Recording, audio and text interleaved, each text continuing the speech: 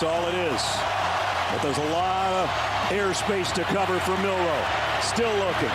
Firing. Near corner. It's caught! Touchdown, Alabama! Isaiah Bond! On a 4th and a mile! This is 365 Sports, powered by SicEm365.com.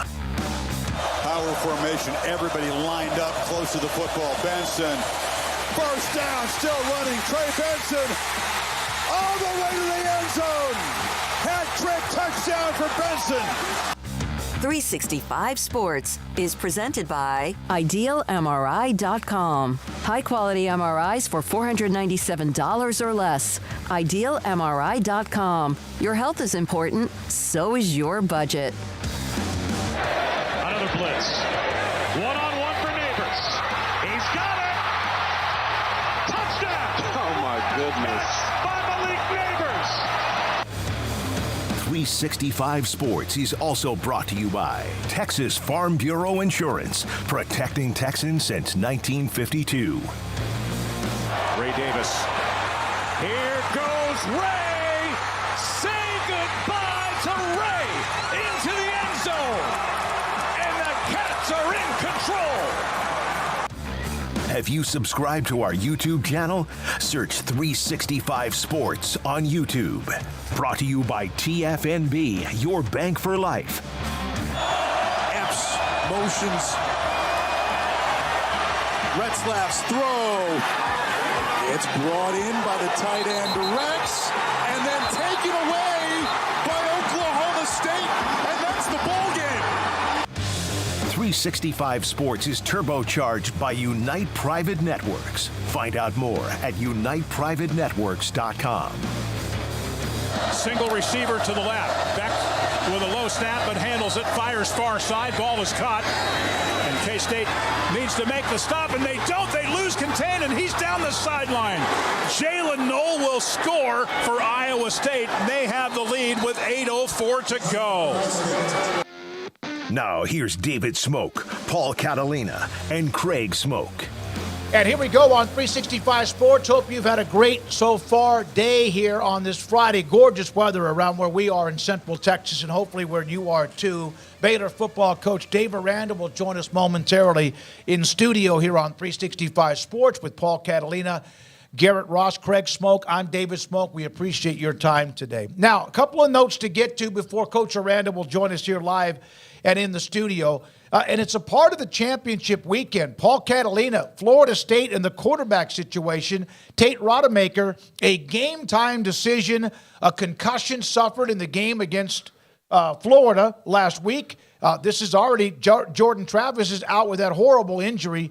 And so now, as they play Louisville, and with style points and trying to go unbeaten to get to the college football playoff. Yes, it's going to be an uphill climb. It's probably going to be Brock Glenn. If I've been told that if Tate Rodemaker passes the concussion protocol today, then he'll be good to go, or tomorrow. But I don't know if that's really going to happen, if that's reasonable or not.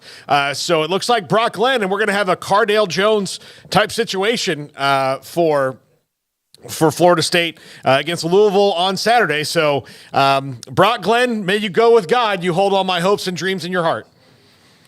Yeah, it's, let's see, I guess, what kind of bad news this could be ultimately. Let's see how, it actually turns out tomorrow with whether or not he shows up or not. But, yeah, it's not a story that you really love to see necessarily the day before the championship game. I guess not officially ruled out, but definitely a situation to monitor and one that could have a huge impact. So, yeah, it's not what you want to hear if you're a Florida State fan, but not the end of the world just yet. We will see tomorrow. All right. Also, yesterday, the story about Jake Spavital from Cal. He's been everywhere. West Virginia. He's been at Texas A&M, among other places, too. Baylor's new offensive coordinator. He will be introduced on Monday morning at the media press conference area, post-game press conference room at McLean Stadium. And, of course, a chance to visit with him in that situation and also in the moment as well. But we are now joined live by Baylor head football coach Dave Aranda with us in studio with Paul Craig, and I'm David Smoak. Thank you for your time. How important was it to get that decision with Jake Spavital, offensive coordinator, for many reasons, and do it as quickly as you did? It was important. It was there's a lot of decisions. There's a lot of decisions being made, and whether it's there's coaching staff that's going to be affected by the hire. There's going to be players that are affected by the hire, and so to put the work in and then to really identify the right guy, the right coach for us, and then to go through all of it and with the help of our administration at Baylor and the timeline that we did it just really was a godsend and helps us move forward as a team. So what about Jake brought you? I know that you're going to have to spend more time on the offensive side of the ball. He's been a head coach, or a defensive side of the ball. He's been a head coach, can kind of maybe help be in the meeting room a little bit longer to take up for that time. What are those things that drew you to Jake as the coach? Well, I know that there's a history of him and just the places he's been and the players that he's coached, and there's an energy about him, and there is kind of a recipe for his success in terms of explosiveness and running the ball and big plays and all of it. But really the thing that I saw first and really stuck out to my mind is that he went to Cal, and Cal was a pro-style offense that recruited for a pro-style offense and was averaging these many points and these many yards per game. And then in a year went from 23 points to 31 points and went over 400 yards with the recruiting classes that they had with tight ends and 12 personnel. And so it's like whatever it was, he was able to make it work. And I think that is really in a lot of ways our situation. I think offensively we have similar numbers this year. And so to find Jake, and he did it there, for him to come on over and really work to do it here was way special. Coach, I guess there's reports out there A.J. Stewart will be moving on as well, and I guess when you have a new offensive coordinator, there's just going to be various changes that are going to occur. So can you kind of take us through the process of just sort of where you guys are, I guess A.J. moving on, and kind of what that's going to look like with Jake now coming in here over these next few days and weeks? Yeah, I think anytime you bring in a coordinator, it's always going to affect the staff. And I think when we first started the search, one of the things was we need the guy that's the best guy for us, that can help us score points and help us win games. But somewhere in that list of most important, it was how can we keep the majority of the guys that we got? And you just feel a loyalty to them, and they're working hard and all of it. And so I just felt that Jake was the best fit, and with it comes movement of the staff. And so just so appreciative of AJ, and just his family would be there after practices, and the players would hang out with his kids, and so all of it is hard. This time of year when you don't have success is the hardest part about the business. And so to go into it and be able to treat everyone right and try to be kind of that, if it's a bunch of darkness, to kind of be the light, is really what the role that we're playing now. And so I wish him the best, and very thankful for everything he did. When Spavital was the head coach at Texas State, we had him on a few times, and he went straight transfer portal. It didn't work. His record wasn't all that good, but he has recruited before. Is his main job is to bring in transfer portal to fit his offense, or do you have that personnel right now on campus? We feel good about the personnel that we have. I think we're right now, Jake is speaking with Blake right now, so we had a team meeting. We introduced Jake, and then he's meeting with Blake Shapen right now, and so we'll see what becomes of that. I think we've got guys that really fit what he can do, and I think our ability to get everyone to see the vision and to see what it can be, and to have a refresh with all of that, I think is way important. But then I do think the days of the developing players, the days of here's someone that's getting a bunch of reps and he's kind of learning through the failures and kind of the hard knocks. life of a freshman or sophomore. I think we just kind of illustrated that that's very hard to do, and it's really almost outdated to do. And so to bring in people that can come in and have experience and play, and to have experienced guys up front, to have experience on the perimeter, is going to be important. So there will be portal people coming in. You know, he's already looked at the recruiting class that we have that's been locked in for a little bit, and is way excited about those guys. And so we're looking forward to move forward with them. But I think there's a lot happening for him in these next couple days. And so when we first met, we kind of went through it, and it's like, man, that sounds like a lot, and it is. And he mentioned, you know, drinking water through a fire hose, and so it'll be like that for a couple days. So I know that it's not just an offensive philosophy change that you're making, because you have to change the philosophy of how you guys have done NIL and how you guys have approached the transfer portal. How much of that, especially for you as a person who, as a coach, I don't know if I know anybody who has is a more idealist than you, and I mean that as like a great compliment, because it's very unique in a profession that can just kind of be go and moving chess pieces around the board without kind of regard for the surroundings. How hard was that for you to break off of what you kind of hoped those things would be, and then jump into what they are while still fitting into what you're comfortable doing yourself? Yeah, I think that's life right there. Mm-hmm. And I think, you know, another word for that could be maturity. Mm-hmm. I think anytime you take the world as it is, mm-hmm. and then you on one side, and you look at the world as it should be, and you find a way that those two things can connect, mm-hmm. and you can hold the tension of both and walk that path. I think that's totally it, you know. And so, yeah, that is what we're doing here. And you know, I think when I look at Jake just offensively, you know, heavy run game. And the run game was really what propelled a lot of their success the last half of the season. So there's counter in there, there's split zone in there, there's inside zone, there's wide zone in there, and then the RPOs that come off of it.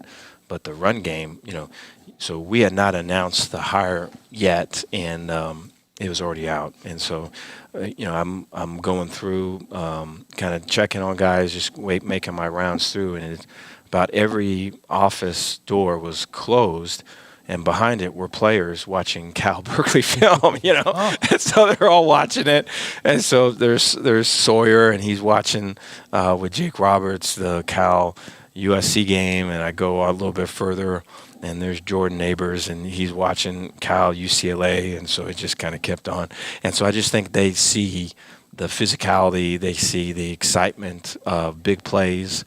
Right, there's a quick motion, and you know, Cal's got 4 and they got 3, and the ball's out, and you know, here's a play action pass, here's an RPO throw, and they hit the bang, and he's in the seam, and so they're excited about that. So I think that is something where I think, you know, it's not a huge transition from maybe one style to like a 10 personnel 4 wides thing. There's the ability he just showed to be able to incorporate tight ends and to use the people that we've got on campus, and not just use them, but feature them.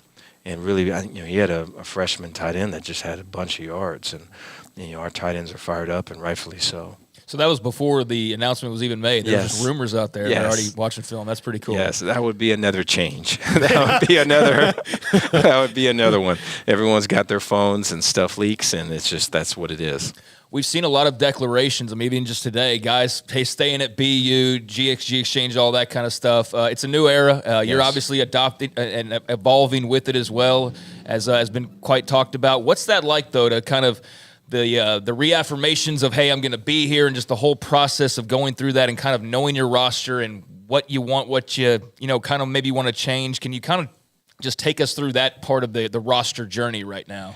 Yeah, I think it is a good thing. I think that because it's real, and I think it's life. You know, I think some of the things for us, we're coming from person over player, and that's always going to be my perspective through it. But you know, there's things to where, regardless of outcome, regardless of play or lack of or any of that, you know, I'm sitting down with someone, asking about their family, talking to them about, you know, how they're doing with school, how they're handling, right? The failure, how they're handling the misfortune, and here's how we can respond. I'm talking that way.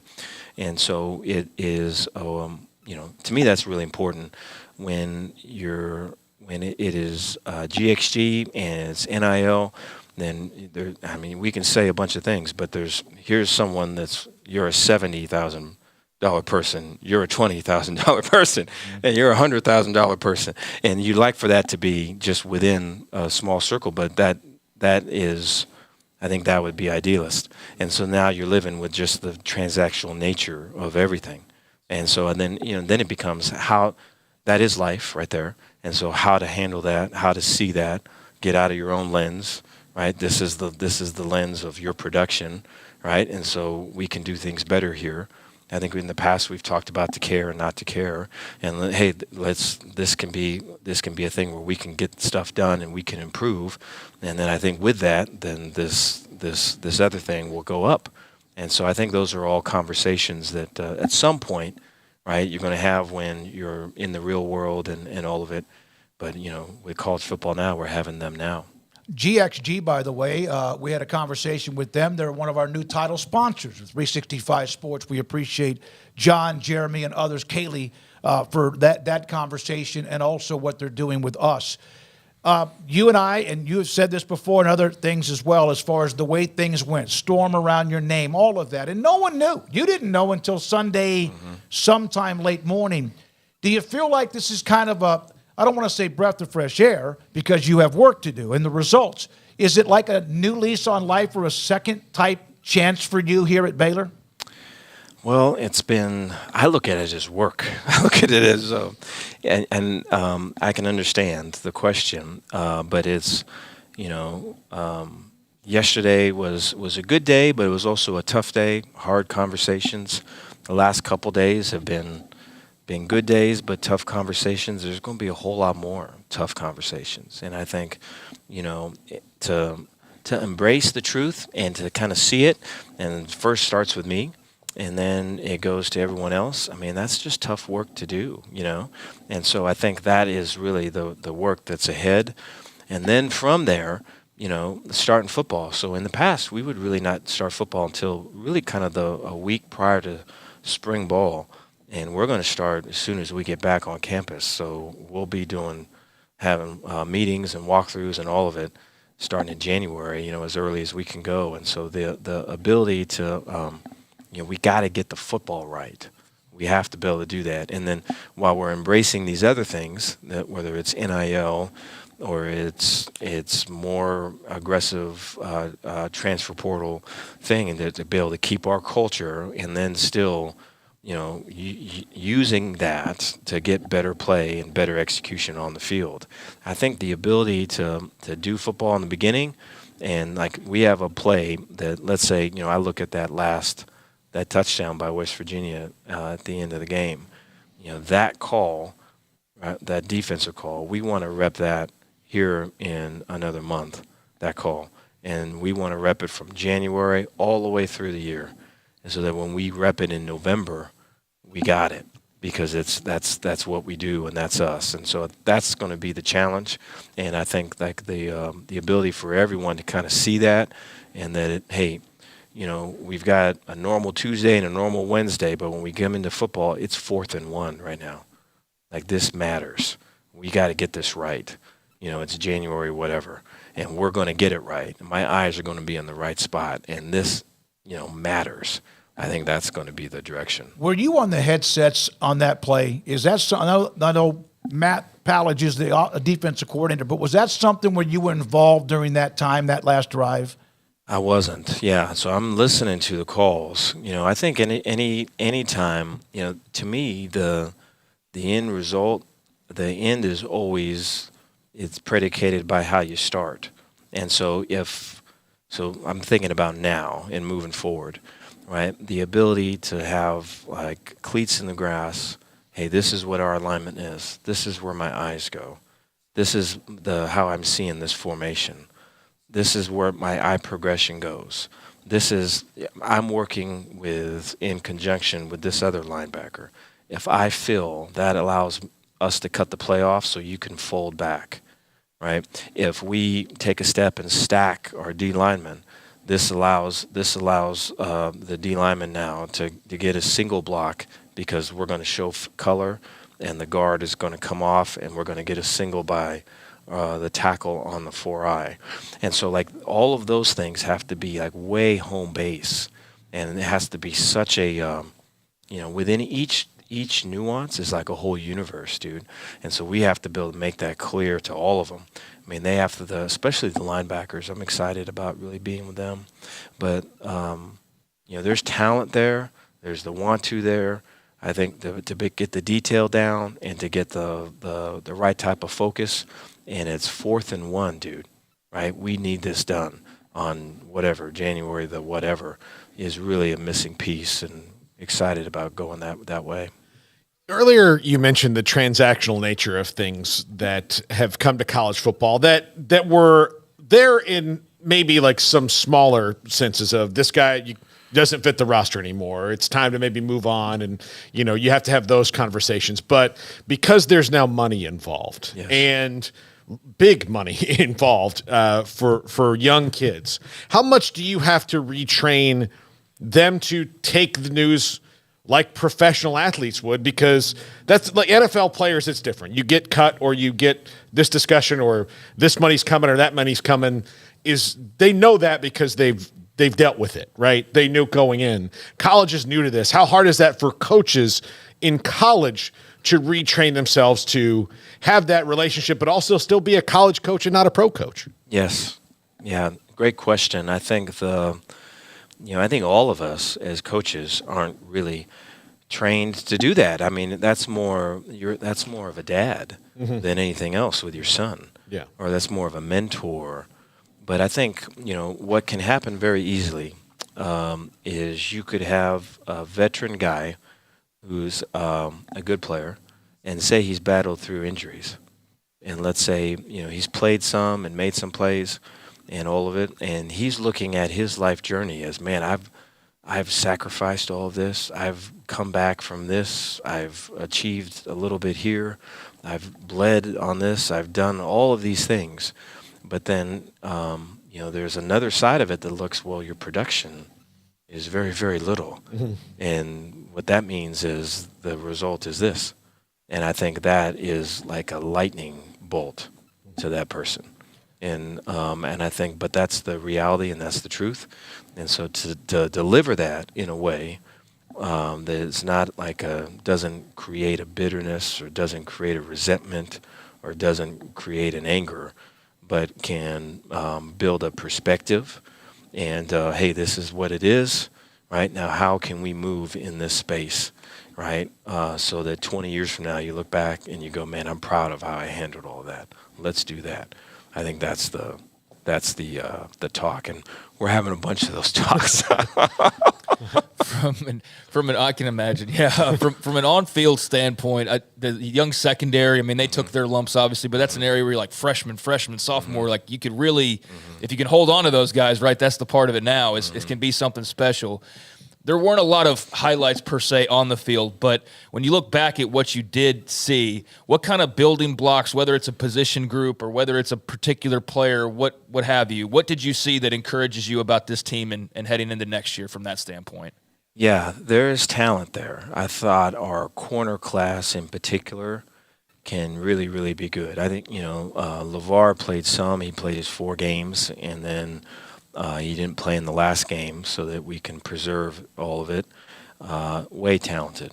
I mean, he might have been the MVP of just the practices, going against the one offense and just all of it. He would continually make plays and challenge guys and just make amazing plays, really. And so then you got Caden Jenkins that was able to really excel and excelled from the moment that he got here. And then Carl Williams and his ability to make plays. So there are playmakers there. There is the ability to say, hey, we're going to line up and we're going to take this away just by our press and our leverage and everything else. And we haven't been able to do that. And I think we've got the guys that can do that. And so to be able to train them in such a way that, that's the expectation.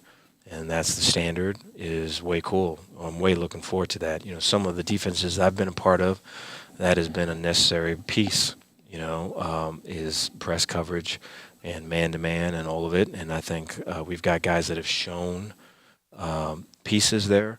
I think what, the difference is the eye progression. The difference is the 4th and 1. I really think that's what it is that this matters right now.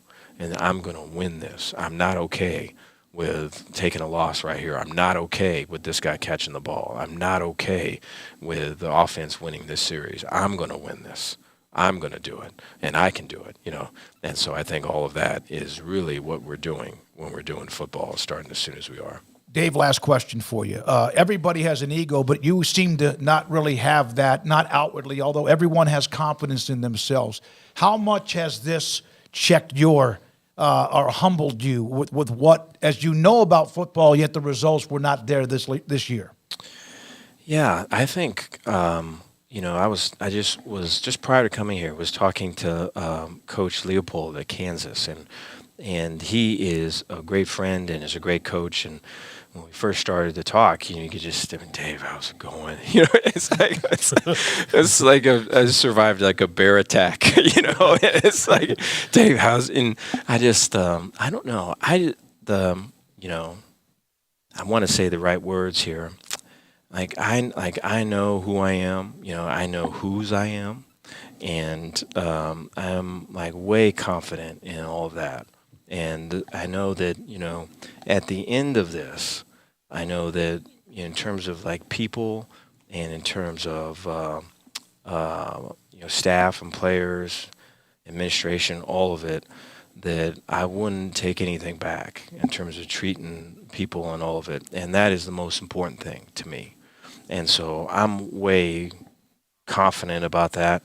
I think the football is just way disappointing, and that's where the frustration really occurs. And so I know when this came up in defense and stuff, I think there's an opportunity to look at, do we do this, do we that? I just think so much of Matt and just what he can be. And we're at the end of the game, or we're at the end of the season, and giving up too many points, giving up too many big plays, just not it, right? But I'm seeing players play for him. I'm seeing, here's another big play, right? And we come back to the sideline, and Matt's clapping and doing all this stuff, and we get to the sideline, and I'm seeing players look him in the eye, and Matt's got him believing again, which I have not been a part of that, where it had been, it was this rough of a thing. And then you go back on the field, and they're trying. And so the connection there is just so strong, And so I know that Matt can really be great, but we have to be great this year. And so I know that for me, that was where I had to step in. And so I'm excited about that. And, Matt has been great with it. And so it'll be him and I working together. But, I think the football has to get right. And, for it to be, this record and this defense and everything else, that's the part that just makes you ill. And it's hard to walk around with it, but it'll be great motivation for the future. Thank you for your time. Appreciate it. I know you got a lot of decisions and much more to do. We appreciate you coming to the studio. Madeline, also appreciate you and Brent for bringing Coach Aranda to the studio. Thanks for your time. Good luck. No, thank you, guys. Baylor football coach Dave Aranda will come back and discuss and get your feedback, too. This is 365 Sports. Ring in the new year with unbeatable savings on the new 2023 Ram trucks during the Wrap Up the Year sales event at Allen Samuels in Waco. Take advantage of this limited time opportunity and start the new year in style. Shop our great selection in-store or online today. Some say a dog is a man's best friend. But I tell you what, boys, you better think again. 'Cause there ain't nothing better than some cows, pigs, and turkeys too. I love to cover them in sauce down at Rudy's Barbecue. Bring all your friends to Rudy's for some tasty oak smoke barbecue. Next in line. Boozers is the wedding ring store and more. If you're ready to get engaged or already married and want to upgrade your wife's ring for a special anniversary, Boozers is the place to go. With the largest selection of premier quality diamond engagement rings and wedding rings in Central Texas. They have 7 cases with over 300 styles of rings from top designers like Natalie Kay. Choose from yellow, white, or rose gold, plus beautiful top quality loose diamonds. With an in-house jewelry, they can also custom make anything you want. Bring in a picture or drawing and let Boozers create your one-of-a-kind pendant or ring. They can even use some of your old gold and diamond jewelry to create something new. At Boozers, you'll find a great selection of quality timepieces, and Boozers is the place for expert watch maintenance and repairs too. They specialize in expert Rolex watch repair for fine jewelry, watches, custom work, and more. Go to Boozers on Valley Mills and Lake Air Drive in Waco.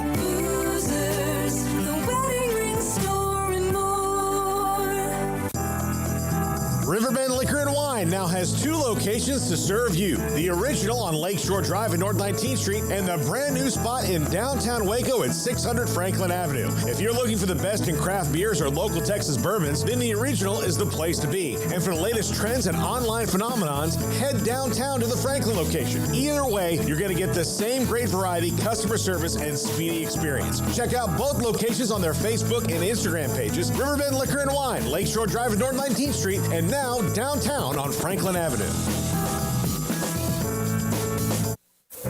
Stepping into a new pair of boots is great, but stepping into the boots of a U.S. Army officer can also add confidence and leadership skills to your son or daughter's career path. There are more than 150 occupational specialties to help them find the best fit for their future. See all the things your son or daughter can achieve in our boots at GoArmy.com.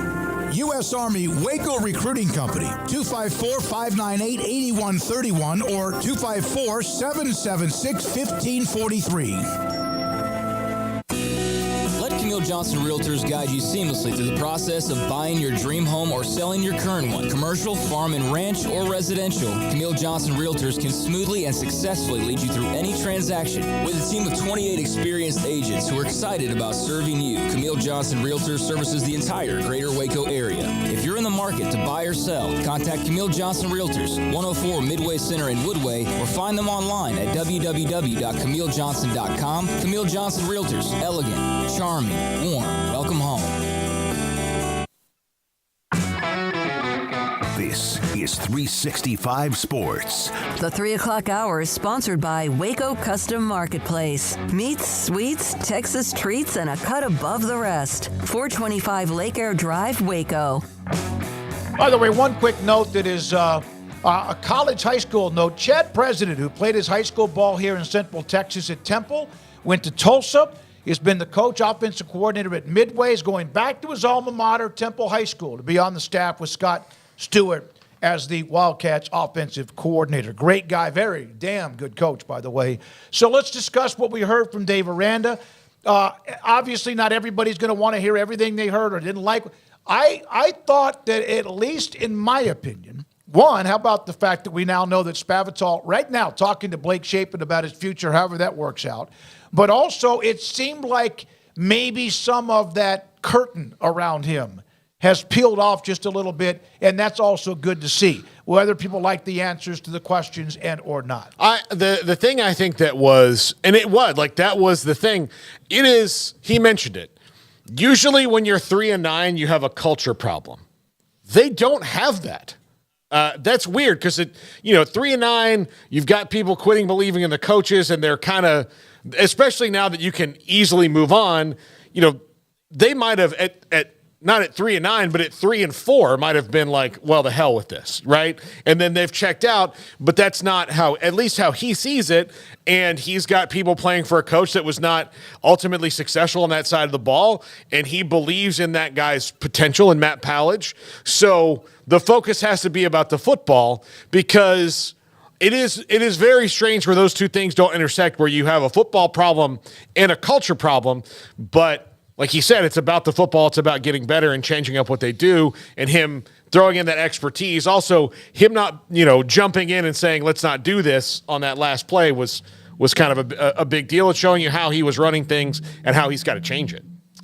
Yeah, where do you want to start? I mean, there's a lot of different things we can cover with that here. one because yeah, I mean that I've always felt like when writing the articles throughout the year, which got progressively harder just because you sort of feel like it's Groundhog Day, and it's like here's another way that they lost, and here's how miserable it continues to get, and here's it was tough, but the one thing that I could never put pen to paper, fingers to keys, and type out and would have been truthful would be say like, oh, they look like they've totally quit. That was never the case. I never felt that way. I mean, there might have been moments late in games where a play's not made and you think that maybe that was that, but I never got the impression that those guys didn't like playing for Dave Aranda or didn't like, being out there or weren't wanting to be out there in any way, shape, or form. And that's what was, I think, so perplexing about all of it, right? Is that you're like, well, then what is it? Is it just purely the talent thing? Is it the X's and O's, the coaching that they're getting?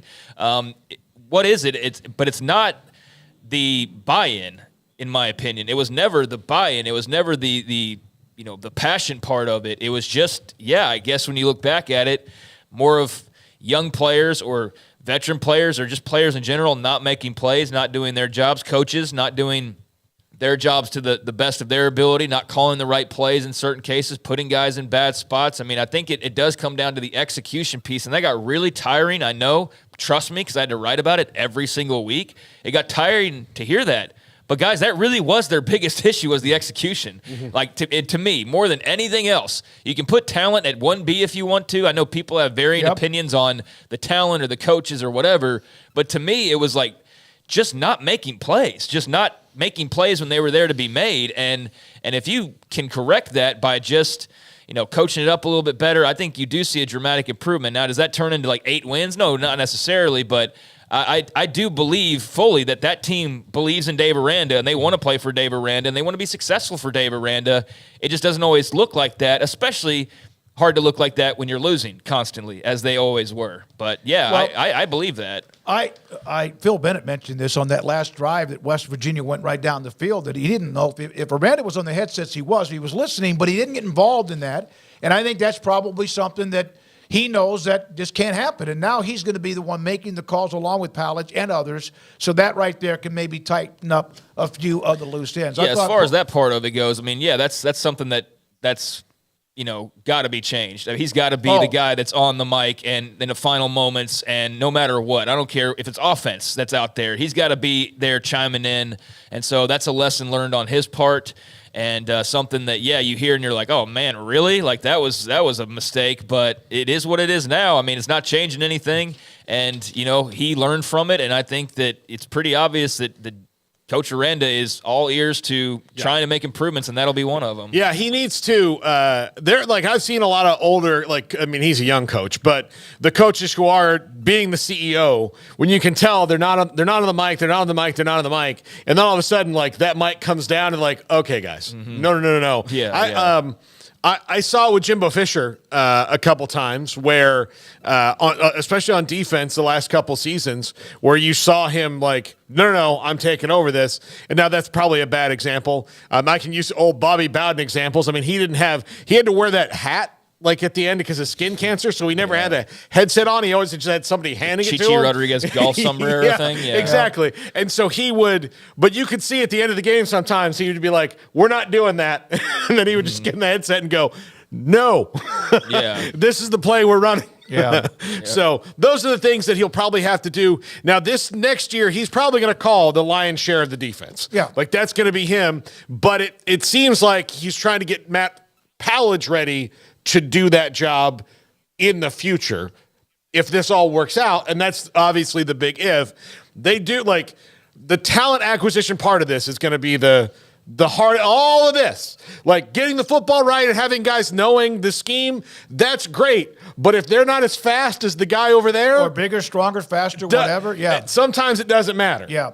They're going to jump right into it, which was kind of a surprise to me. I know they go into conditioning, strength conditioning, weights, et and they get inside that indoor and they push a bunch of weights, and you just get them down to the fact that they're about to break, and you do all that. But it's going to be much more, it appears, X's and O's in football from aesthetic. I hope I said that right. Man, he pulled me, Aranda, right back in, damn it. Really hoping that they pull this blank off next year.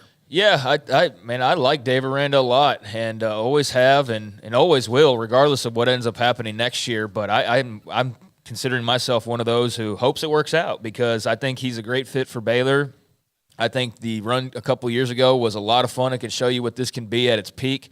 But obviously, it's been a couple of years since then. And so, this is a business at the end of the day. So I liked what I heard as well. There's a lot of work to be done, though, as he also pointed out. You got to go jump in that portal. You got to go finish off this recruiting class. And you got a lot of work in the teaching side of things to do as well. But, I'm glad that not everybody is just tuning it out and just not even giving it a chance to try and change. So, yeah, I'm interested to see how this offseason goes. And, the thing about Shapen, let's get into that. I mean, that's a very interesting note that Shapen reportedly jumps into the portal or intends to jump in the portal, and now they've got Jake Spavital officially hired here in Waco, and meeting with him to go over that decision.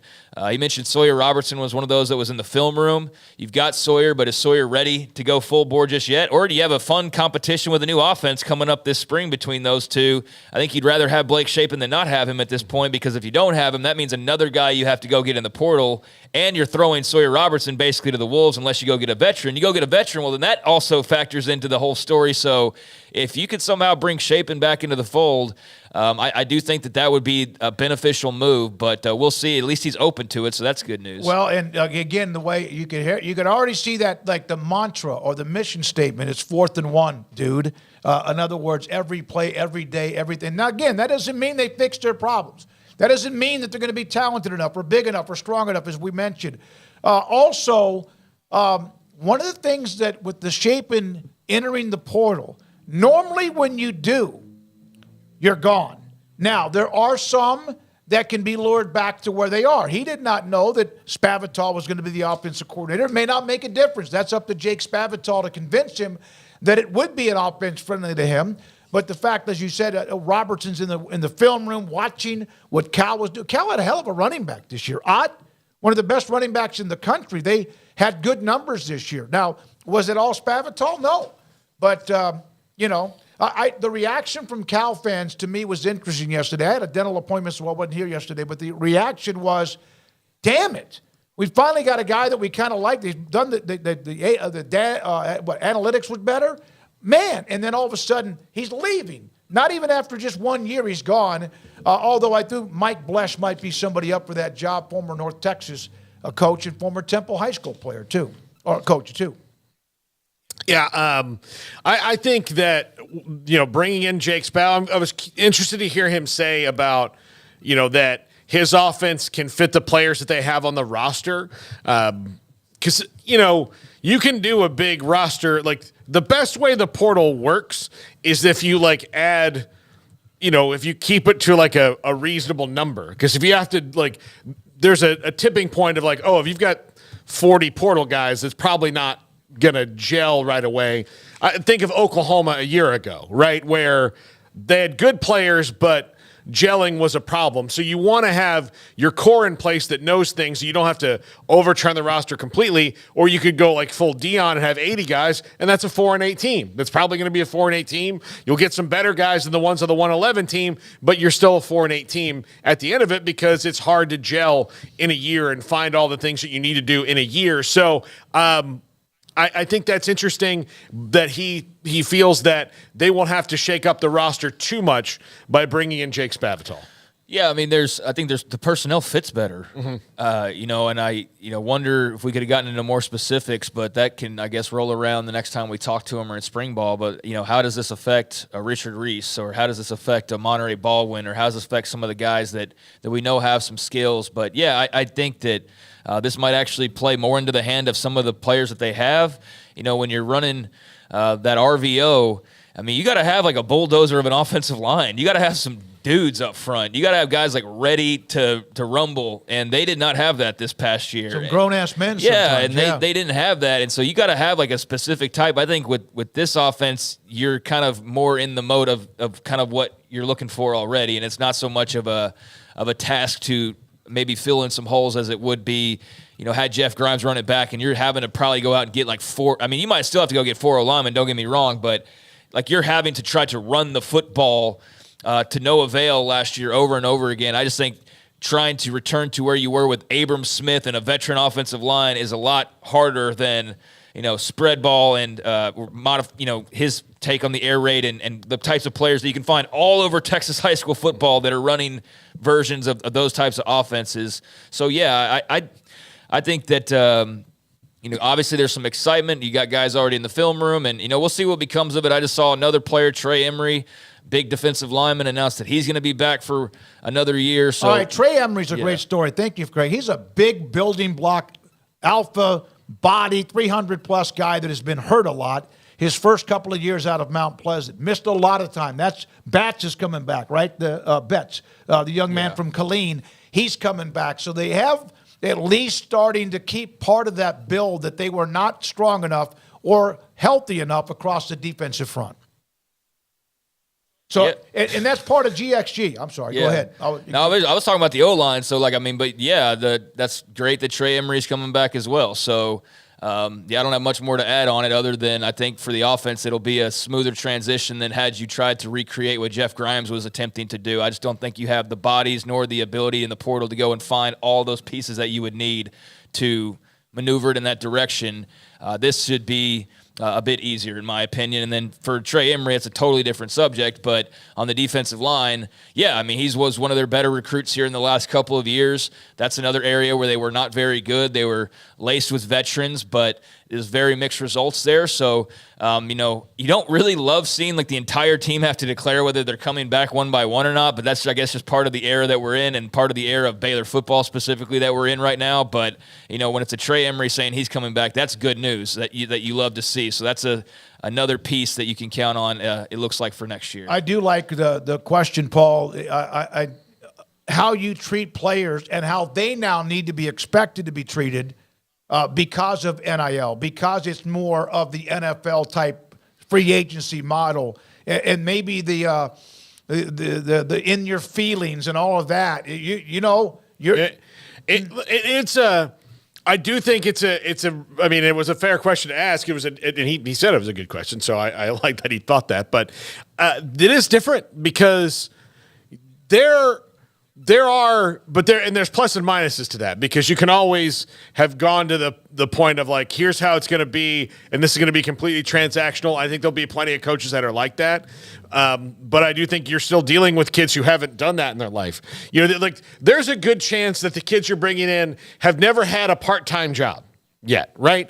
Because especially the way sports works, if you play more than one sport, tell me when you're going to have time in high school to go get a part-time job at the grocery store. If you're at that big-time level. So some of these guys haven't had that, and all of a sudden you get to some place and somebody's giving you $50,000 a year to have a job where you've never even had a minimum wage job before. And then if you don't perform, then those coaches have to sit down and tell you, and you've never even had to been told, hey, you're not doing good wrangling the carts. This is how we do that. It's a different relationship that these coaches have to have now. And I think that's where Dave Aranda's ideals kind of maybe slowed him up those first couple of years of, this is how I want us to be in the portal. This is how I want NIL to be. And then when he had those two pillars of that, and then everybody else was like, yeah, we don't care about that. We're going to do it this way. And then you're behind because you couldn't find the intersection of how everybody else is doing it and your ideals. By the way, we will hear, and we will get into the Big 12 championship game with both Rod Babers and Sam Mays in the 5 o'clock hour. We will hear from Josh Neighbors in the Big 12 championship game and all the other conference championship games, too. We'll do all that in the 4 and 5 o'clock hour. Ricky Thompson, former Baylor receiver, will join us. His thoughts about Jake Spavital. What have we not discussed? Someone said, I don't think that their strength and conditioning or this is a big enough, strong enough team against a Power 5 schedule. I think that the offensive line, you wondered. That doesn't mean they didn't go through hell during the offseason, but at times you wondered if they could move much of anybody because they didn't do it very often. So, to that point, I don't know. I don't know what the plans are there, and they certainly were out-muscled at times, out-physical at times. I mean, to what extent was that, young players getting bullied by older players, just in various matchups that you'd have week to week.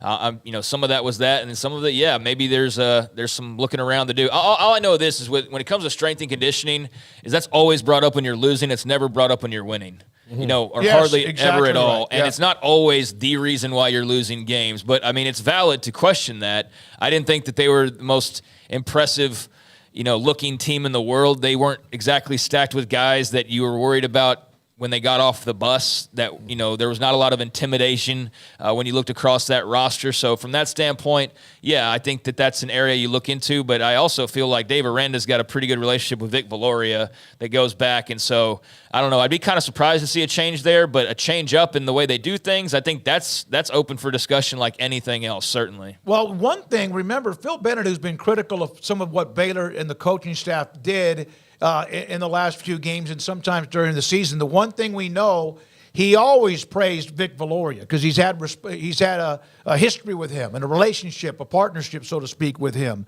One of the things, Xavier Wolf on the chat room, Baylor's late to the party with NIL. The way the NIL is set up, first of all, I agree, it can punch holes in your roster, but the way NIL is set up, you can get those holes filled. Doesn't mean with the right people, but you can make up for lost ground pretty quickly if you jump in the way they are with GXG. I will say this. NIL is not going to – it's not the medicine that's going to cure it all. Doing it differently will help them, but just by giving people more money is not going to cure everything that ails. They also have to decide to pay the people the people they're going to pay, they got to get better people. Right. That's part of it. They had, I know he says he feels good about the roster, but they have a talent issue, a dearth of talent on that roster right now that they have to get improved. So yes, the NIL might help them get that better, but it's not going to cure. It's not the salve that's going to heal the whole burn. You can't buy a championship, but you can surely heal part of what you don't have on the roster if you can get maybe a higher level talented player in because of what you now offer when it comes to GXG and NIL. Yeah, I mean, I'm not putting together a checklist right now by any means, but all the guys who I've seen declaring that they're coming back are all young players. Mm-hmm. So that's where NIL comes into play. I think more than anything is you're going to secure your base and your young guys and have them continue to develop and continue to grow up in your system. And when the time comes in a year or two, be those veterans that are, war weathered and scarred and know the ins and outs of the game and how it all works. And right now they're still in the process of sort of learning that and taking their lumps. But then the holes that you fill in are the junior, senior out of the portal that has already been there, done that at another place. And so it doesn't guarantee anything, but it does guarantee, at least based on what we've seen so far, that you're keeping most of your young core intact. Whereas the thought was they're just all going to scatter like cockroaches when you flip on the light. And so if they can keep that core together and let them develop over the next year or two and then fill in at the right spots, I mean, that's I think the recipe that you're looking for there. And not just fill in from the portal, but have a couple guys that actually are difference makers for you, I think is what you're looking for. So doesn't cure everything, but it sure as heck beats the alternative method that they were using, huh? I mean, obviously what they were doing wasn't working, so you got to try something else. And this looks like that's what they're doing, and so far they've got a lot of guys recommitting, if you will, which is still strange, but that's where I think their kind of heads are right now. One other note about, and somebody put up that one of the other issues has been that the personnel, but the development of who you get on campus, which obviously Baylor, for the longest time, they would get the 3 stars, they would get the diamonds in the rough through previous coaching regimes. The 2020 class during the transition from Matt Rule to Dave Aranda, and that class of what they've been able to accomplish and or what they've been able to produce has been, I'm not a whole. That wouldn't be fair to those young men. But there was, and that's on both, the class that was there and the class that Dave Aranda brought in during the transition year of COVID, that class has really struggled. And that now is your class you would hope. Huh? Everybody's COVID classes, That's the class you wished was right now your juniors or seniors, right. And that also is something that, just look at the numbers, look at the names, look at the players that were a part of that class. With all due respect, good young men that were trying to do everything they possibly could. Will they go after a dual-threat quarterback from Terry Smith with Jake Spavital on board? I think let's see what Blake Shapen decides to do, because if Blake Shapen comes back, then I don't really see the need to go pursue a quarterback. You'd have him returning with all of his experience and on his final year. I believe it would be his final year finally, right? I think so. I don't know anymore. I just think, okay, come right. I mean, whatever. He'd be back. He'd be a veteran. Sawyer Robertson's played a little bit now, so he'd be creeping into the having been around for a couple of years and would be your veteran. Still inexperienced but veteran backup, and then you've got R.J. Martinez, who you brought in last year from Northern Arizona, who I don't even know if he's on scholarship right now or not, but he'd seem to be your third guy there. And then you've got your freshman that would be coming in. So yeah, I don't see the need for a dual threat incoming quarterback unless there was just like some star that Spavital has a relationship with where you're like, yeah, we got to get that guy. Then you would do it, but I don't see where that's in the cards at the moment. So no, I don't think that would be the case. All right, we have the 4 o'clock hour coming up. I'm going to be leaving a little bit earlier today to head out of town. Retired stockbroker wanted me to shine. This is Stonewood Dental. What Dr. Steve Childress did for me yesterday, I cannot explain to you because my bridge had fallen out or gotten loose, put back in and got loose, and I was petrified at any moment that I could, like, boom, right there in front of you all, have the teeth hit the front of this set. But thank you to Dr. Steve Childress, who checked in with me right before the show. Thank God for him. Josh Neighbors, 365 Sports, is next. The right call can make all the difference on and off the field. I'm Mark Stewart with Bird Colgin Ford. When it's time for a new car, truck, or SUV, Bird Colgin Ford is the right call. Come check out our award-winning lineup of best-selling models in their class, like the Mustang, Explorer, Expedition, F-150, and Super Duty. Make the right call for your next vehicle at Bird Colgin Ford. Bird Colgin Ford proudly supports Baylor Athletics. Sic 'em Bears. At Ideal MRI, we feel blessed to be part of the Waco community. We're a small family business here in Central Texas. At times like this, the cost of healthcare has never been more important. And unfortunately, significant illnesses and injuries still occur. And that's why Ideal MRI is open and here to serve you through this difficult time. So if you need an MRI, ask your doctor about Ideal MRI. You can schedule online in minutes at idealmri.com or call 833-IDEAL-MRI.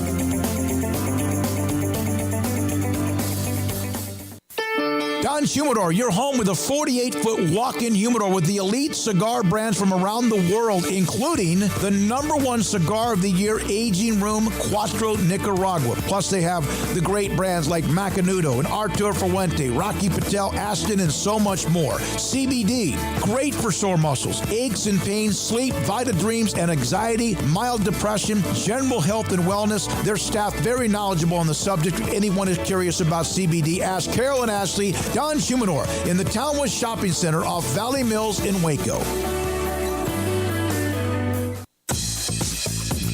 Baylor Scott & White Southwest Sports Medicine and Orthopedics, the team physicians for Baylor Athletics, diagnosing and treating all sports-related injuries, including concussions. These specialists also provide orthopedic services for athletes and non-athletes alike, whether it's knee or shoulder pain, a wrist injury, orthopedic spine care, and even an arthritis and total joint clinic. Trust the doctors Baylor Athletics trust. Baylor Scott & White Southwest Sports Medicine and Orthopedics wants to get you back in the game.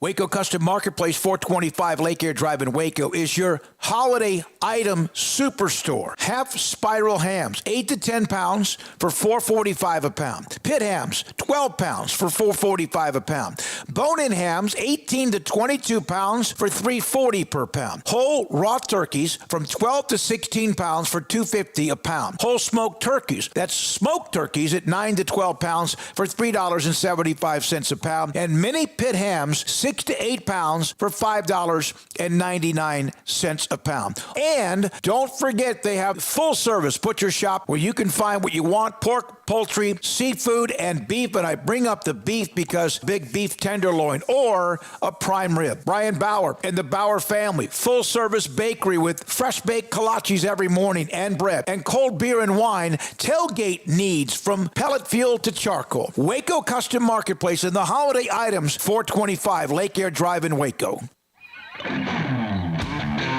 This is 365 Sports, powered by SicEm365.com. Enjoying the show? Hit the like button and subscribe. Thanks again to our newest sponsor of 365 Sports, GXG, the NIL Collective. And we appreciate their support of what we do now on this show. We're now joined by Josh Neighbor. 365 Sports has his own, of course, podcast, College Football, the Big 12. Josh, we just had Coach Aranda on, but let's focus in on the conference and the championship game. Your thoughts about the matchup between Texas, Oklahoma State tomorrow morning in Arlington. Thanks for having me on, guys. Yes, and it's a great interview with Aranda. That was awesome. So I think for tomorrow, tough sledding is kind of the term I guess I would think of for Oklahoma State. If you think about what Oklahoma State does well, that's run the ball. Texas, what do they do great? They stop the run. And so that is where the challenge will be tomorrow for Oklahoma State, right? Not many people have run the ball very well against Texas this year. Dylan Gabriel's the one, but it was, a lot of scrambling, a lot of him making plays. So I'm not really sure Oklahoma State can line it up and run it right at Texas. Texas does struggle with the secondary, obviously. It's not a position they've been fantastic with. And Ryan Watts has been banged up. I know it sounds like he's going to play. So that's an area where I think they could take advantage. They've got the receiving core. It's got enough talent. But it just feels like to me that Oklahoma State's defense, too, is a problem. It's not a very good defense when it comes to stopping the pass. And Texas, Steve Sarkisian is very good at distributing the football. Just the one that gives me pause, though, is that after the really terrible start this year for Oklahoma State, Mike Gundy has proven once again why he's the best coach in this league. And the performance this year by Oklahoma State, what I think is, I'm not really sure where I'd put them talent-wise, top to bottom with their roster. I don't think it's as deficient of talent as we thought maybe at the start of the year. But where they are talent-wise in the Big 12 and where they've ended up is very impressive. But I think it's hard not to lean Longhorns tomorrow. Although I do think if you're giving Mike Gundy in a championship game, a little bit over 2 touchdowns, I'm probably going to take that just because as an underdog, his record is really good. What has to happen for them to jump out and make this a game where they can trade scores with Texas and not have to play from behind again? Yeah, so that's obviously their big question is, do you want to be in a game where you're trading scores? Because if it's a trading scores type situation, Texas is going to beat you. What they need to do is they need to be there early, obviously, and to keep themselves within striking distance. And in a kind of, line them up and see how it goes type fight, Texas will win. But the one thing Texas has been doing has caught them in recent games, you could say in recent years. But we've mentioned that Kansas State game, one that they were the much better team in, but 2 crippling turnovers on their side of the field set them back. Oklahoma State's going to need to force those or end up on the right side of those and also cash in. Those can't be 3. They've got to be 6. And it's got to be 6 basically every time that it happens, I think, for them to win the game outright. So Texas does make some mistakes, right? But you need to make sure that you turn whatever mistakes they make into points in a pretty significant way. And then the other big key here is this. You need to make sure that their red zone offense looks like their red zone offense for most of the year. The one area where Texas really struggles is the red zone on offense. And they hit a lot of explosive plays. They're very good with that. But if that's not the case, they got a whole lot of 3s. So you need to make sure when they turn it over, you're getting 6. When they get in the red zone, make sure they're getting 3. And I think you've got a fighting chance to win the game. Josh, elsewhere around the Big 12, Dave Aranda is obviously staying on, so that leaves Dana Holgorsen as the only big head coaching change. Obviously, Kansas with a big OC change as of yesterday as well that will be interesting to watch. But what were your thoughts on Houston deciding to pivot? And also looks like it's coming down to Willie Fritz as being the favorite, if not Jeff Traylor. And I know there's other names, but sure seems to be a lot of smoke surrounding Willie Fritz. What do you think about that potential fit for the Cougs? Yeah, it makes a lot of sense that they would wait this long. Obviously, Tulane's got the AAC championship game tomorrow, so it does make some sense that they'd wait. But we've been talking about Willie Fritz for jobs for a while now. That's been obviously a huge talking point. And he's 63 years old. So this is probably the last stop for a guy like a Willie Fritz. And it's interesting that they're going to go with a guy, Willie Fritz, that is coached this part of the country. He has been in Texas before, but he's kind of been in the area, I guess, because kind of the Southwest, like the Texas footprint-ish Midwest. So he's kind of got the Big 12 area covered. I'm really surprised, though. Maybe it's that buyout in the end that scared them with Jeff Traylor. I know there's some talk about that, but if you're buying Dana out for whatever that amount was, I have to figure that you're willing to put the money, into getting another coach. And to me, I don't know why you wouldn't go the Traylor direction. Like, you've got Houston, which is attractive for the same reasons to me that a UCF is attractive. It is in a talent-rich state, obviously, and you are in a spot where a lot of guys from your area will go elsewhere, right? So if those things don't work out, maybe they want to come back to the Missouri City area, the Houston area, whatever, and come back and be home. Also, large media market, all of those things. They have those advantages. I think the commuter school part of it hurts them a little bit. But once again, guys, Jeff Traylor was a coach where? UTSA. And last time I checked, San Antonio is a large city.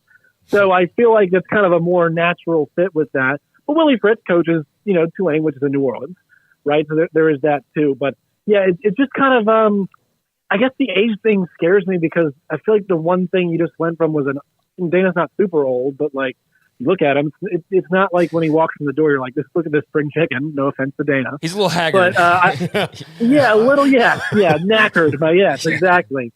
So maybe you want, Jeff Traylor's not young either, but like Willie Fritz is 63. He's a good coach. I'm not positive at the fit, but they are familiar with him because he was in the conference, in the AAC when they were together. I think Dana Holgerston looks pretty good. I mean, being at all the pressures of, even though the millions of dollars, but the Red Bulls. Who was the other one that drank a bunch of Red Bulls besides Holgerston? We know Matt Rule drank Monsters. Who was the other coach that just fed Red Bulls? Was it Chad Morris? Can't remember who. That would not shock me. Yeah. Josh, what do you think about Baylor's hiring of Jake Spavital as the offensive coordinator? Yeah, so I think that's the right kind of hire. A guy who's 38 had you all with the interview, mentioning like the fact that hey, he can be in some of the meetings because he's been a head coach before, maybe helping out with the portal side of things. I also think schematically, Dave brought up a pretty good point where their personnel, they had a cow, might not necessarily match the offense, but it still worked. And you can tell at Aranda's core, like he wants to run the ball. I mean, really, at least that was my thought. Like, you can hire Spavital, but he really, it seems like to me, guys, he wants to run the football. And that's the thing is they've had personnel and running backs who could do that.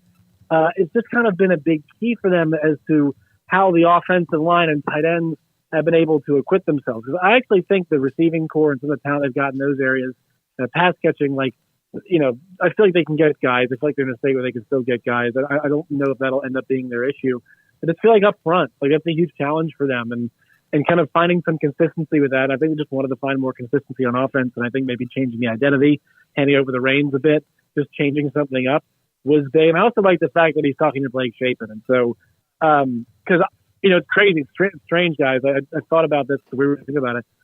Will Howard and Blake Shapen, those are the last two Big 12 championship winning quarterbacks, and they're both in the look. If they can get Shapen back, I think he's a really good player still. I think obviously struggled this year with injuries and whatnot, but I still think having a guy who's been around that long is actually good for the program, and also somebody who's with the high moments as of late is good. So maybe he can retain, but I think he will be able to find a quarterback.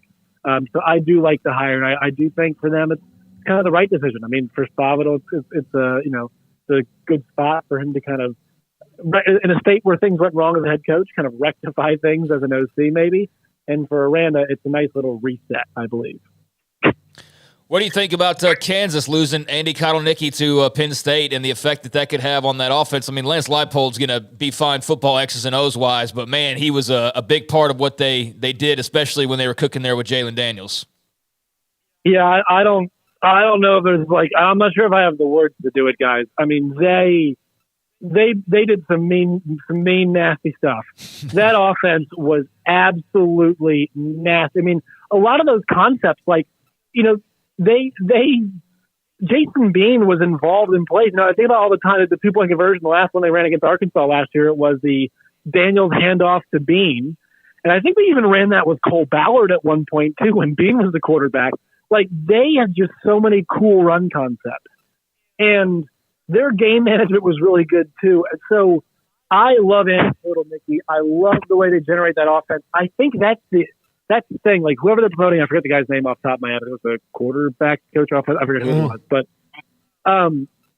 like, the creativity for them was such a – I mean, there's just not many guys who are that creative.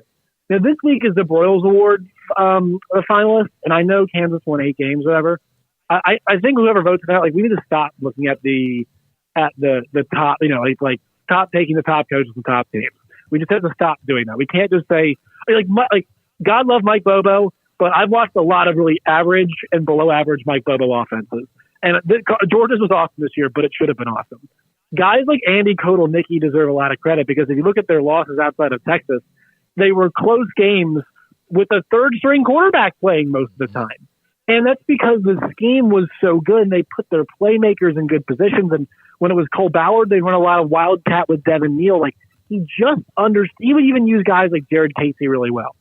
And so I trust Lance Leipold. I mean, I think before it's all said and done, guys, if Lance Leipold continues on this trajectory, Andy Kotelnicki will not be the last assistant that he has leave and go off somewhere else.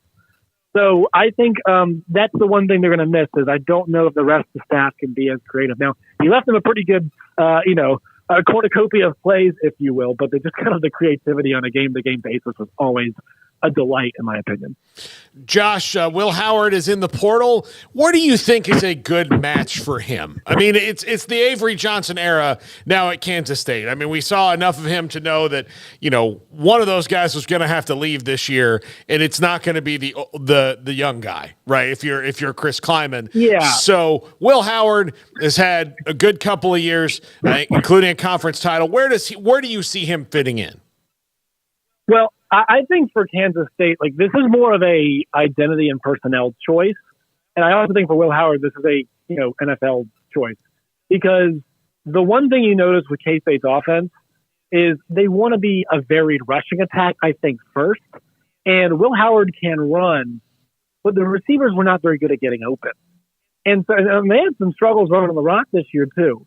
So I think for them, Colin Klein was more of he was Will Howard's size, but like, I think, more of a, honestly, more of a Kansas rushing attack would work for them. You've got a potential stud in Avery Johnson. I think putting all of your time, energy, and resources into that is smart. And for Will Howard, I mean, honestly, guys, like take your pick. I mean, he's a really good quarterback, and he is, he's mobile, he's big, he's got a big arm, obviously. We've seen him spread it all over the field. I think there's a lot of top 10 schools that are losing quarterbacks, and you could do a lot worse than Will Howard at quarterback. I mean, think about Bo Nix, right? Like we didn't think about Bo Nix as a great guy until he went up to the Northwest and, he's teamed up with the guys up there, and they've done a great job. Will Stein has done a fantastic job with that offense and, making Bo Nix look great. And Will Howard kind of has some similar physical traits to Bo Nix. I would say Washington too, right? Will Howard, kind of fits, with what they do there, the passing the football as well. So I think there's plenty of options for him. Different places for him to go. And honestly, I think there's a lot of places where the list is a lot longer about where he does not fit compared to where he does fit. Josh, if Texas wins tomorrow, do they find themselves in the college football playoff, in your opinion? Well, it's gonna depend on if Paul had a good evening or not. I think that's probably dependent on that. I don't know. So at this point in time, I'm super confused because the committee likes to move those goalposts, as we know. Oh, yeah. And so they're like, we're super concerned about finding the best 4 teams.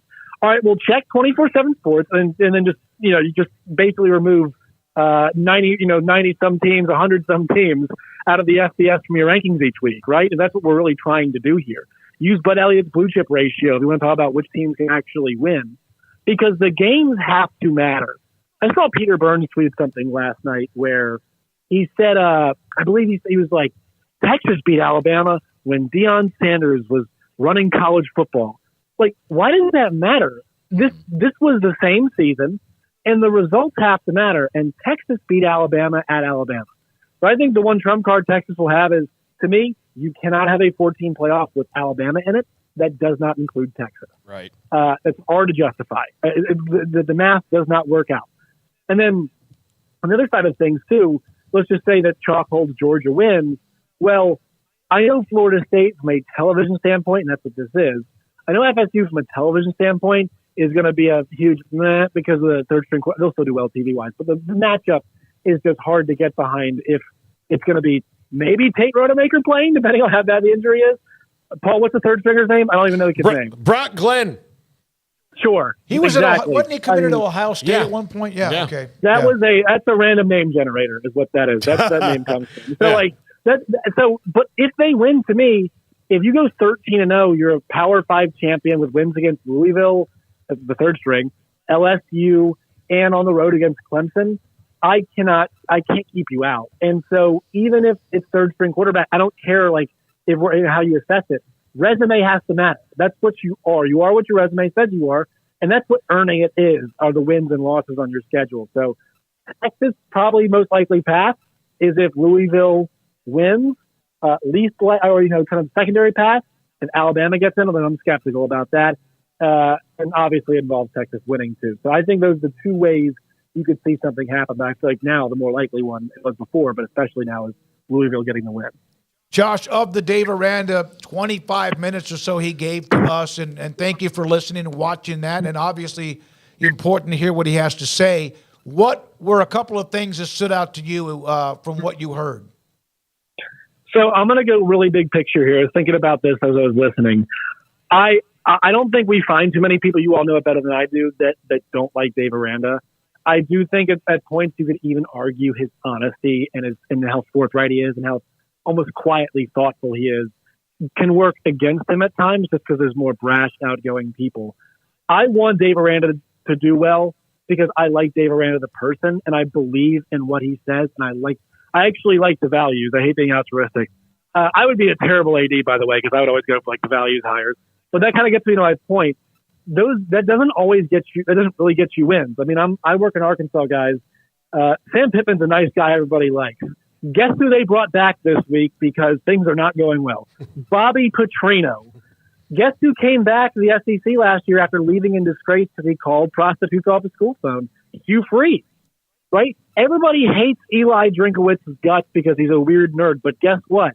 He's a dogged recruiter, and also they won 10 games this season. The good guys in this sport typically do not always win. And that is the one thing about this sport that kind of makes it tough to watch at certain points. I know folks from the Baylor, the Bryles tree make people feel certain ways about that kind of stuff too. Jeff Letty getting hired makes a certain group of people feel a certain type of way. So I think that's kind of my big thought is man, I want the good guy to do well. Dave Aranda doing well was a win for the good guys. This is a loss to the bad guys as he's doing poorly right now. But this is not a sport where good guys always win. And if you can coach, man, you will have a long, long life in this business, much like people like Bobby Petrino, much like people like Hugh Freeze. I don't know if the kind of dog or the schematic expert, kind of type recruiter, motivator type person is in Aranda the way it's in some of those guys. And I think that's good for his personal life, probably. Maybe not good for a football program, which is sad to say. Josh, Hugh Freeze would like you to know it was escorts. That's I don't know what the delineation is there, but classier. Yeah, much classier for Hugh. And then obviously you got to go to the Jesus Camp the rehabilitation program at Liberty, and get to do that. Yeah, but I mean, guys like that, he's got a job again, and he almost beat Bama, right? I mean, he's done it before. That's kind of how you get a second life in this business. And so I feel bad for Dave, but I don't know if the attitude, is going to make a 18 to 22-year-old kid stay on campus for him. Thank you, Josh. Appreciate it. Great stuff and insight across the board as always. Fridays at 4, Josh Neighbors from 365 Sports with what he has on his podcast every single week and day. Also, coming up next, Ricky Thompson. We had Ricky on a lot during the season. Wednesday's former receiver, also the sideline reporter for Baylor Radio. And I asked him, I said, let's wait this week until they get the offensive coordinator so he'll join us in the next segment. Craig, you got something else? No, I mean, there's a lot of other stuff, too, to touch on before the end of the day. We got the Pac-2 figuring out their futures. We've got more portal stuff. And so, nothing right now. We get into Ricky, but a lot of other things to touch on here over the next hour and a half as well. This is, and we appreciate you every day you can spend with us, 365 Sports. In our logo and advertising, we say we are people that you can count on. What does that mean? It starts with providing a quality vehicle and quality service at a fair price. But it also means we do what we say we will do, and we treat people fairly with respect. It starts by hiring great people, good local folks who work hard with a caring attitude. Our employees are the real reason we are people that you can count on. Put us to the test and see for yourself that at Richard Carr Motors, we are people you can count on. Shorty's Pizza Shack at 12th and Bagby is a homegrown, locally owned pizza place that's out of this world. Everything from the dough, the sauce, the sausage topping is made fresh in-house. Not to mention the amazing pizza pillows, the chicken wings are to die for. Try the Sikkim sauce, chili cheese fries or tots, plus great specials on food and drink every single day. Shorty's is also the perfect spot to watch the game with your friends. Shorty's Pizza Shack at 12th and Bagby. Tell them Paul sent you by.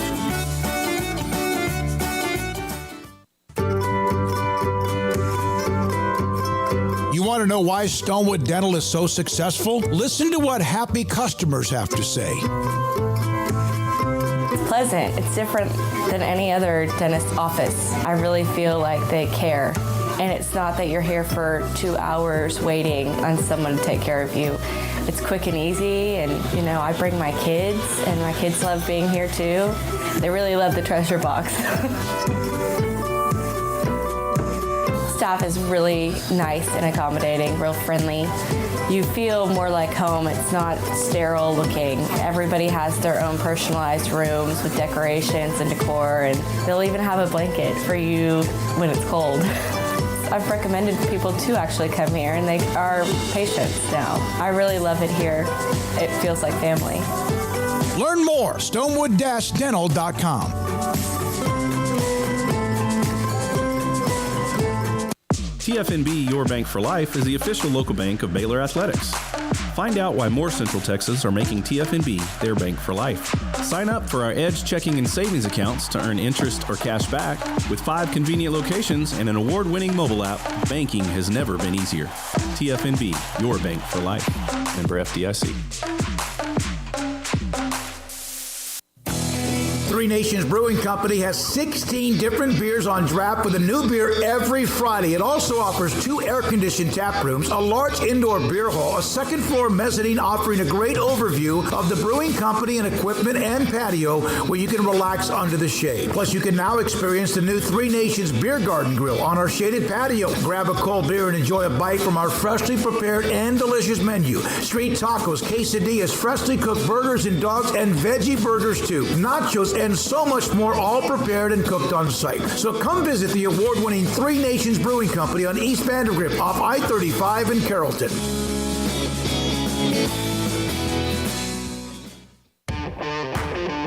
This is 365 Sports, powered by Sikkim365.com. The 4 o'clock hour is sponsored by Boozer's Jewelers, the wedding ring store, specializing in custom jewelry and repair, all in-house. Now here's David Smoak, Paul Catalina, and Craig Smoak. You see a lot of players entering the transfer portal. We have mentioned a lot of players who are not. I thought this was a couple of days ago.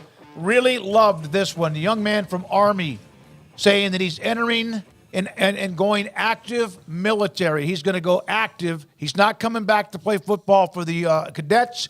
He's not entering the transfer portal. He is entering, going to serve, as most everybody will when they go to an academy, for the United States Armed Forces. Yeah, and look at that dude. Good luck, enemies of America. Yeah.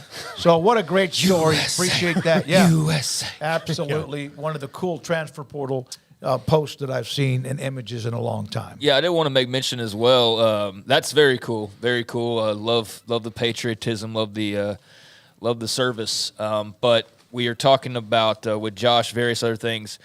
Don't let it get lost as well. West Virginia has confirmed Neil Brown will be back next season. I think we all expected that to be the case with their 8-4 run, but there was so much talk about him.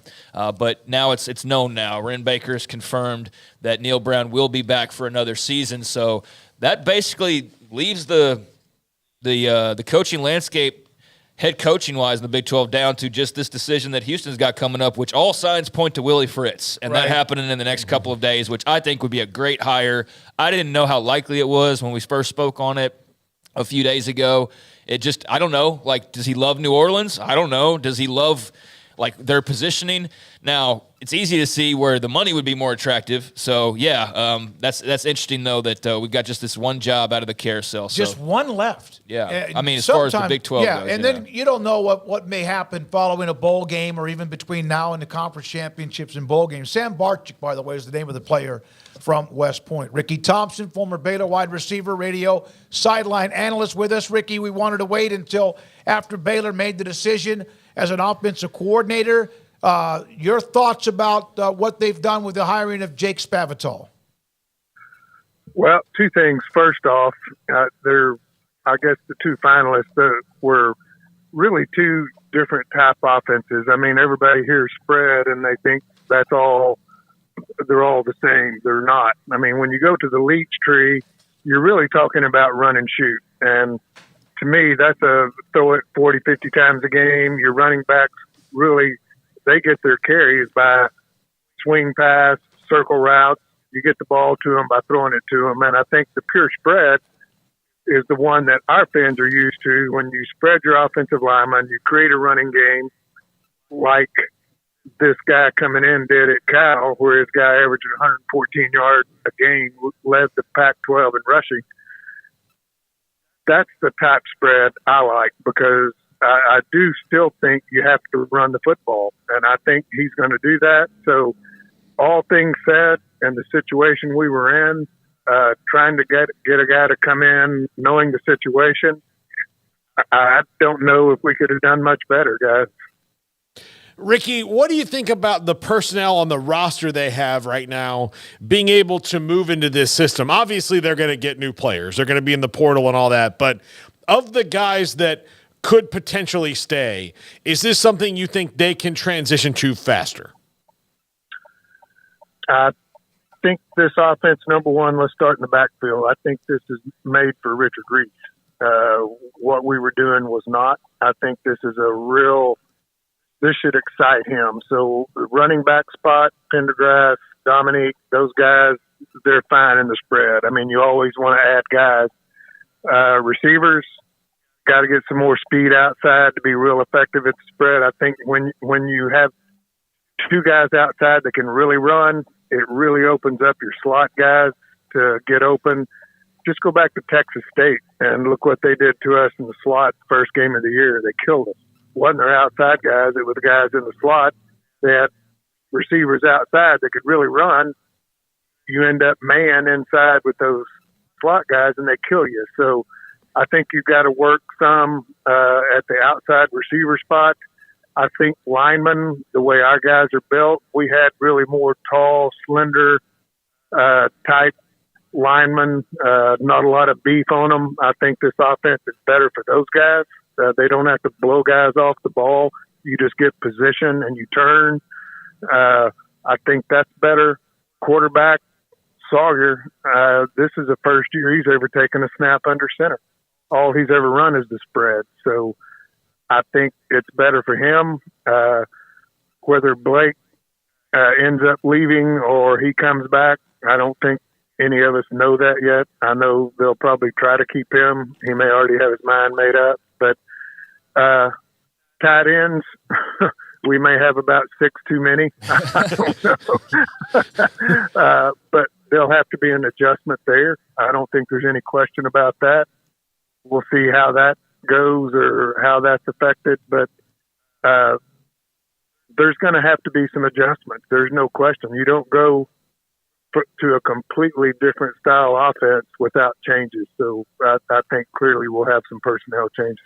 Yeah, I don't know if you were able to see or hear much of the interview, Ricky, but Dave did mention that Jake Spavital was currently meeting with Blake Shapen about his decision to enter the portal. So there is at least that conversation already ongoing and the door at least cracked open that he could potentially return. So that was definitely an interesting note from that interview. Yeah, I had heard that, and I think, Blake, 1 year left.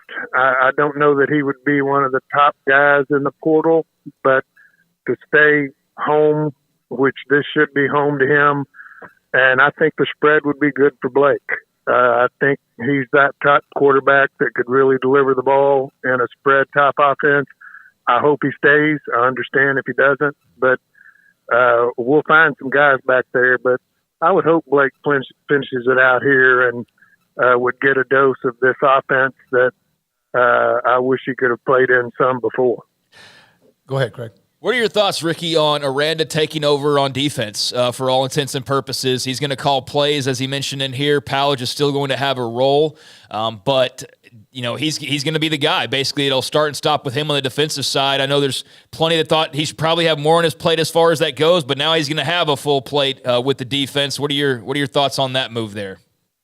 I wish he'd have done it 2 years ago. Yeah, I think it's exactly what he needs to do. Not a big fan, but remember Gary Patterson. I mean, the dude had some of the best defenses in the league, and he was the head coach, and they won a lot of football games. So it's not like it's the first time somebody's coordinated one side of the ball and they were the head coach. He's just going to learn how to do it. He'll have to delegate some things, but that's what being a leader is, and he's going to have to figure out how to do it. But supposedly one of the best coordinators in the country, why wouldn't we want him calling our defense? I think it's the exact right move, and I wish it would have been done a couple of years ago. Might have been in a different position defensively than we are now. Yeah, Ricky, I was kind of always surprised that wasn't the case from the beginning. And look, Ron Roberts' year, when he came in, that worked out. But to me, that was, because sometimes when the coaches give it up, it should be somebody like Jimbo who's not adapting his system, or it's just they're older. Well, Dave's not old, so it would still seem to me be in his wheelhouse. Yeah, I think so too. And the other thing it's going to do to me, it's going to get him even more involved in the game, and I like that, and I think that'll affect personality. If you look now and you watch occasionally on the sideline and you see Dave, which a lot of head coaches are, they're huddled on the sideline there determining what they're going to do, and Dave's standing out maybe a couple yards outside the huddle with his headset up, and he's not really in there involved in it. And I know he was trying to let his coordinators do their jobs, but I like the fact he's going to have to get more involved. And I think with that, a little bit of adrenaline goes with that. And I just think I don't see anything negative about it at all, guys. I think it's the right thing. I think it's the right thing for him to get involved in. We know as by reputation, he's really good at it. So, I think it's a great move. He said in a question I asked him, and Phil Bennett had brought this up, that in that last drive against West Virginia, he was on and he heard what was being said on the calls. But he did not, for example, veto. He did not get involved. He admitted that. That's not going to happen again, is what he said, because he'll be involved in that. Does that surprise you? And it was pretty obvious that he was not more involved than maybe, oh, wait a minute, are we sure here? Yeah, it is a little bit surprising, and I think I see reasons for doing that, just that you want your coordinators to do their job, and you don't want to be seen as the head coach that interferes. But you know what? If anybody interferes, it ought to be the head coach. Yep. I mean, he's the guy that's got his neck on the line. So I'm honestly kind of glad to hear that he wasn't involved, because I don't think it was called very well. So I think that's a good thing that he wasn't, and that we're going to see something different. And I think that's really good, because remember, guys, second week of the year, we're going to see Air Force, yep, which is a team that you see an offense like that, maybe once every 4 or 5 years? Well, we're going to see it twice in 3 years. So that is a real test for a defensive coordinator to get ready for an offense like that you play once in a minute. So I'm really glad that he wasn't involved in that last series. I thought that was really, God, that was just not a way to end the game when you were in a position to win that thing. They had to go 80 yards and didn't have much time to do it. Ricky, I know that the Bears did not see Oklahoma State this season, but you did see Texas, and I'm not sure how much pokes that you've actually watched this year, but any thoughts on the Big 12 championship game, the end of an era, so to speak, tomorrow in Arlington? Yeah, it really is. I don't think there's any question Texas should win that game. We've seen a lot of games before where the team that should win didn't, but I'm going to be really surprised. And guys, what about Oklahoma State? South Alabama beat you 33-6, then you beat K-State and Oklahoma. So how do you figure those guys out? They're capable, but have been really inconsistent. I would really like to see them play well tomorrow. I don't know what'll happen there, but if I had to pick one way or the other, I'd say that's a game Texas should win. Ricky, thank you, as always, for all of what you did throughout the year. We'll kind of pick your brain as well, so don't you go too far. No more board, not too many board meetings, but I know you need to do that running the bank you do at Elias Bank. I'm sure you telling him not to have board meetings is breaking his heart. Man, I'd hate to miss. All right, Ricky, thank you. Appreciate you so much. Ricky Thompson from Baylor Radio, sideline reporter, and he's got a sense of humor, and he's not afraid.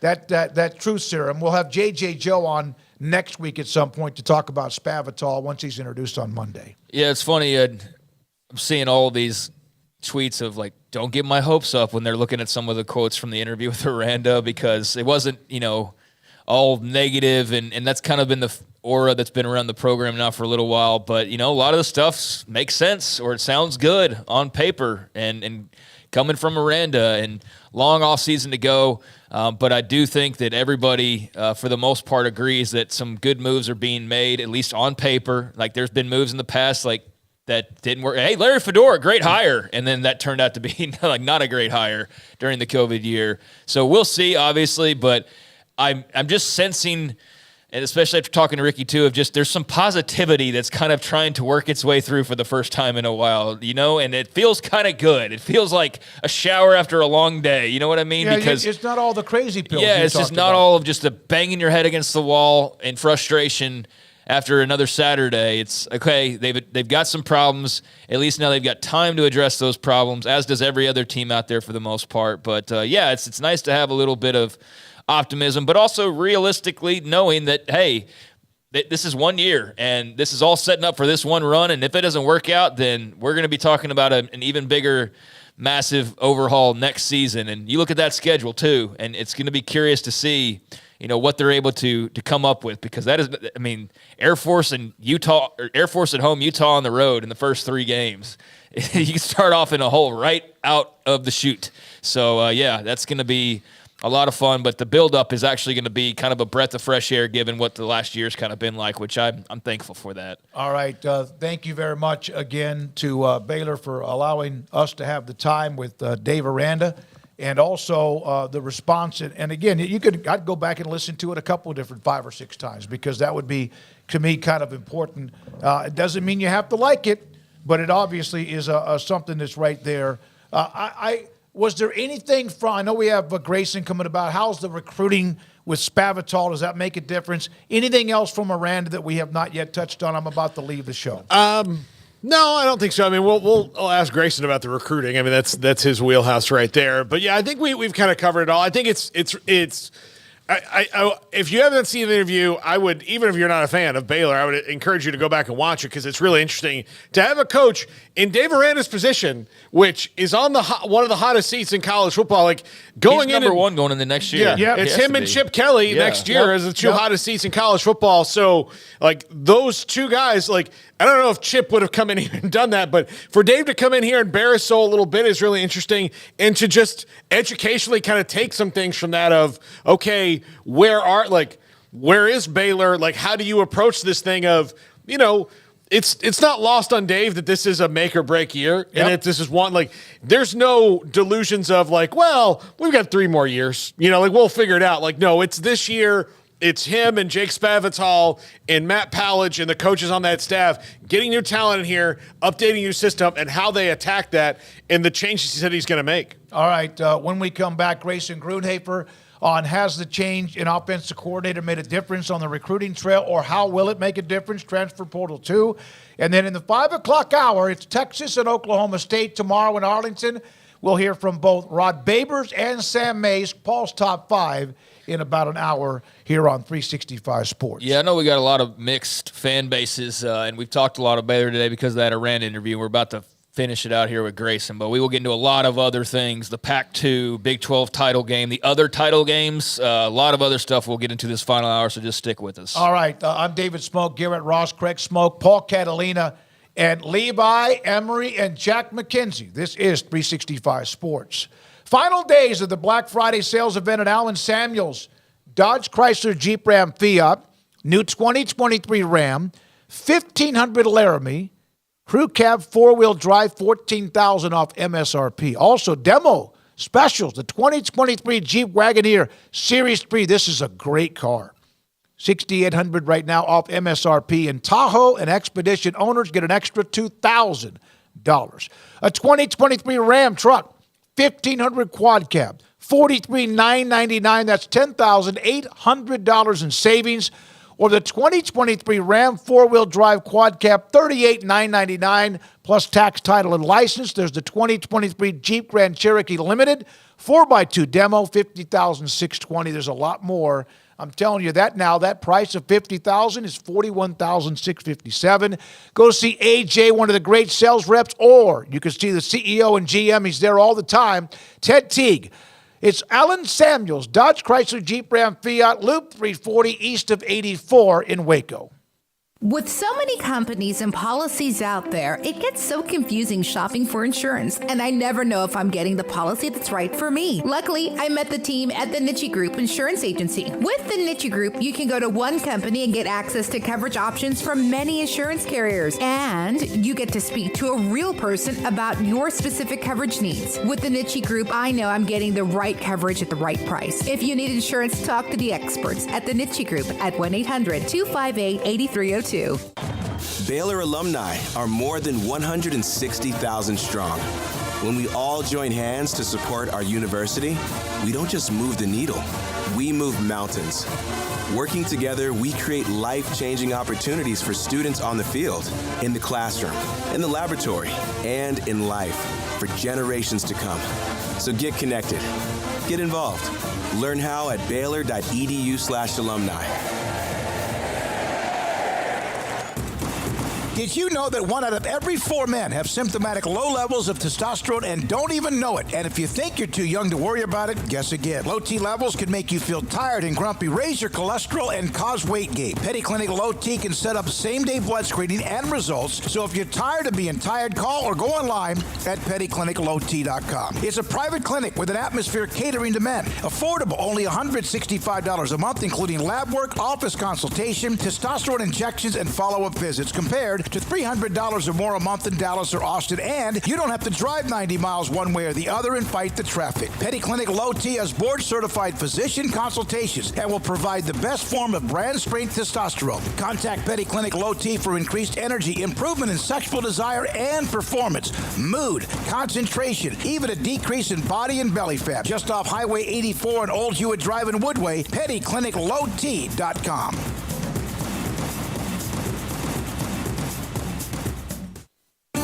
There are 26 letters in the alphabet, over 600,000 words in the dictionary, and just 3 of them said together can change everything. Let's order pizza. Those 3 words lead to dough made from scratch and 3 fresh signature cheeses that blanket golden crust in a heavenly melt on Marco's Pizza that'll blow your mind. So visit marcos.com to order and stop by Marco's Pizza in Belmead, China Spring, Woodway, and in Robinson. Marco's. Pizza lovers get it. From the first workout to the last practice, sports is an incredible challenge. Hi, this is Dan Engel with the First National Bank of Central Texas, and we're proud to support each athlete, every parent, and our educators. From families, small businesses, to the biggest industry, we're here to help. With remarkable products like instant issue debit cards free at all of our banking centers, we've got banking ideas that fuel big dreams. The First National Bank of Central Texas. Familiar faces making local decisions. Member FDIC, Equal Housing Lender. The 365 Sports Friday Show is presented by Bird Culchin Ford and the U.S. Army Waco Recruiting Company.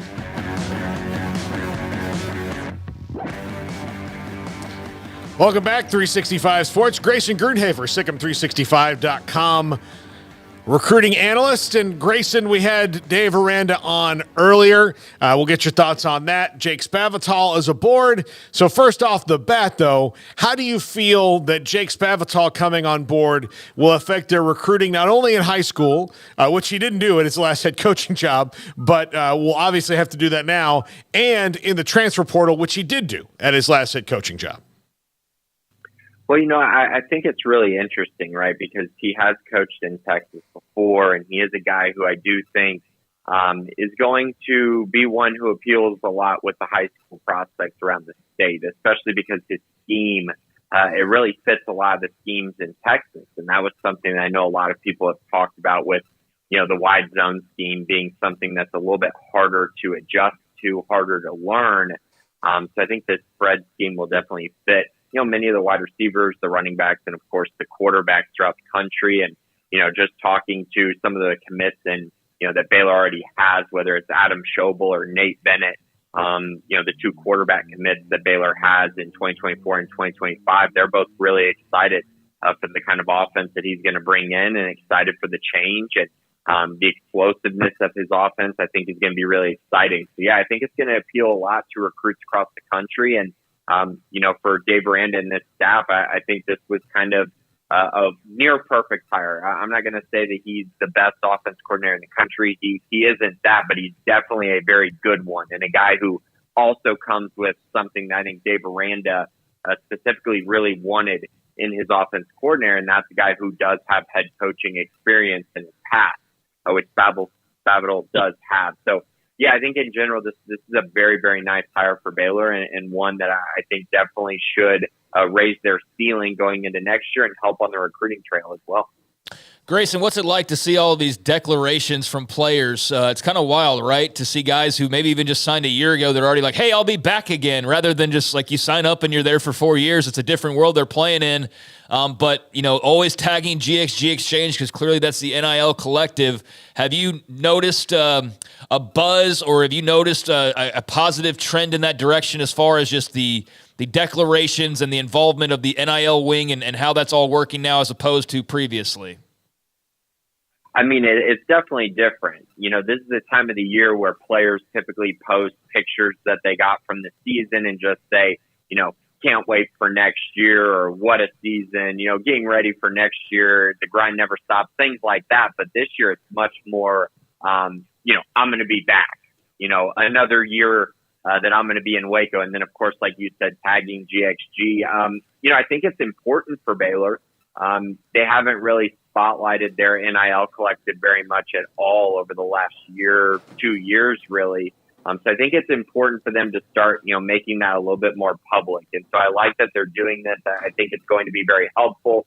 I think it definitely speaks to recruiting and to your players that, you are competitive on the NIL side of things, which, I think there's this false narrative that Baylor hasn't been competitive with NIL because they have.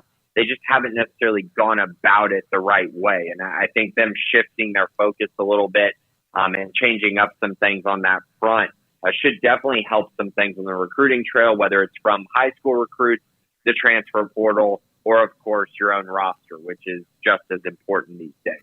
Has anybody jumped out that said, hey, I'm coming back? I just saw Trey Emery there a little while ago. Did notice George Maye. He is entering the transfer portal, but has anything been, I guess, surprising, illuminating, or just good confirmation of like, oh, hey, good to see that guy making a declaration?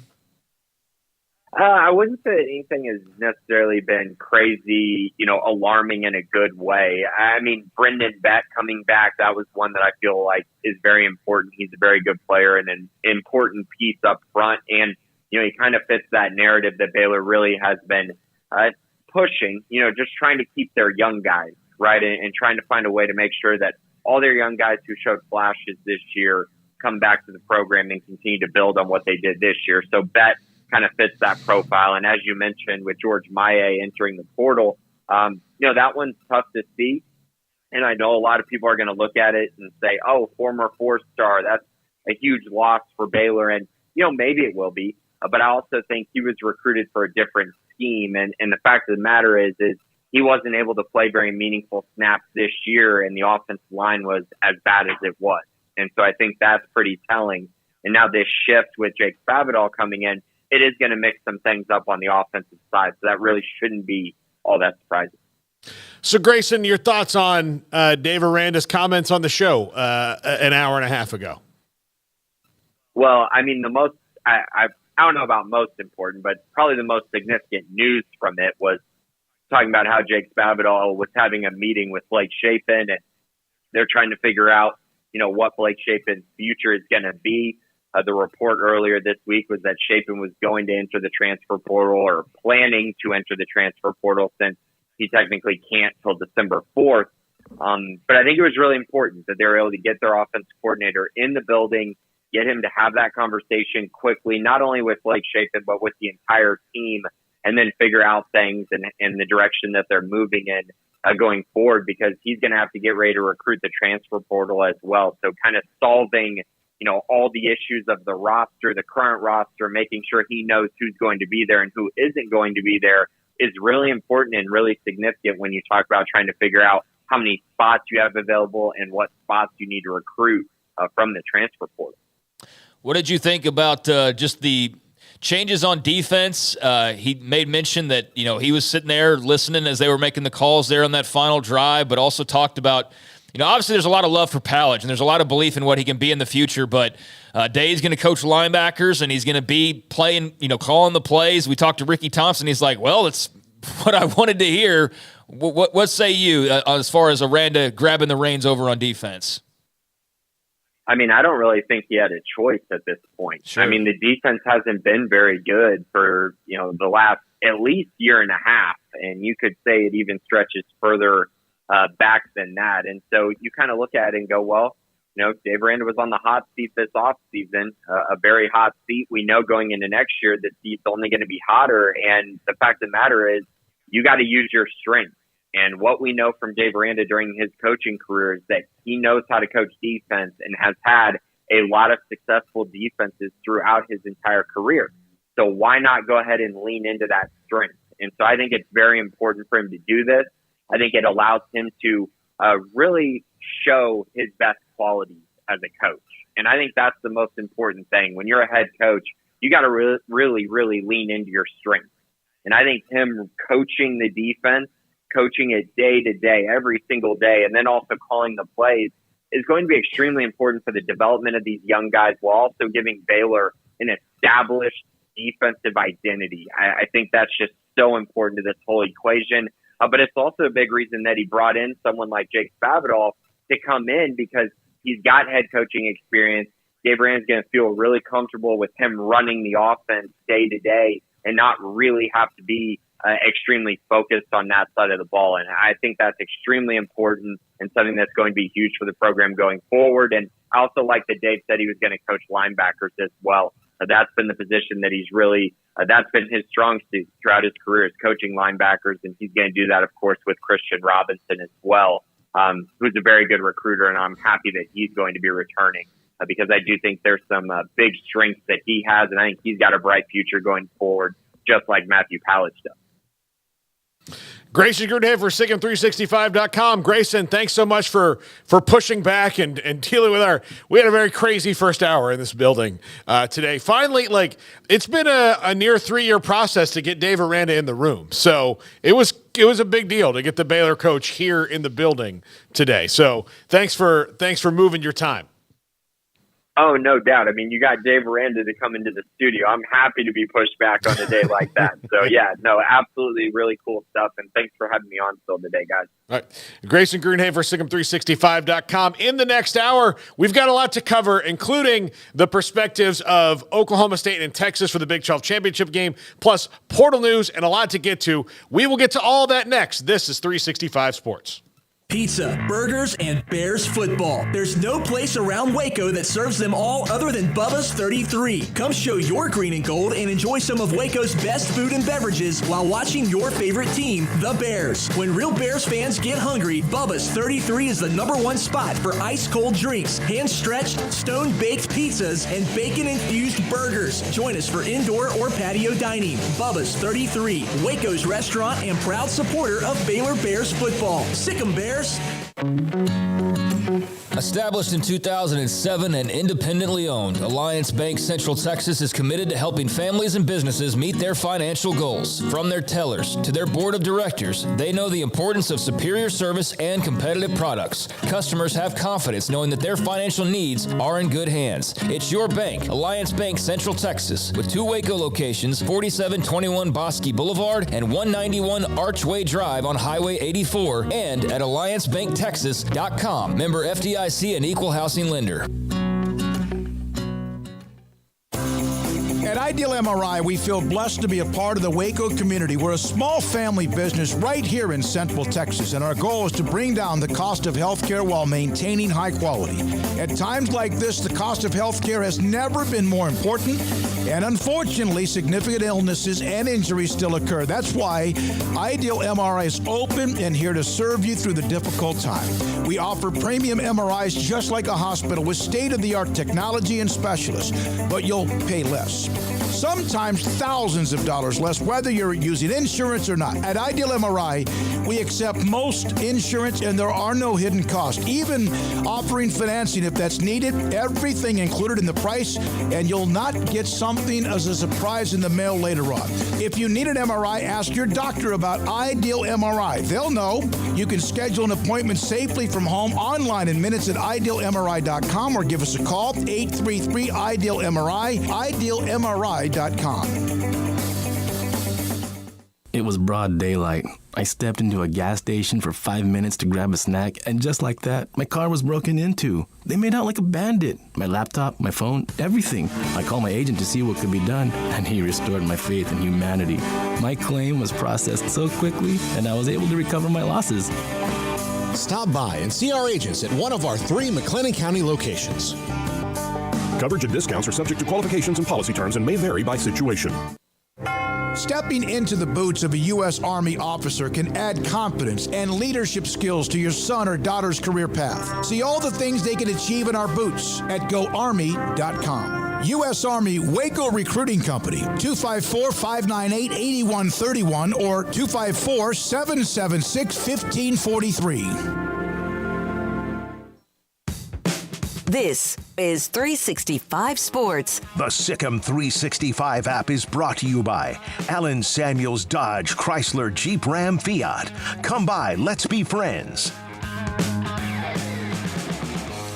Welcome back, 365 Sports. Paul Catalina, Craig Smoak, and Rod Babers joins us.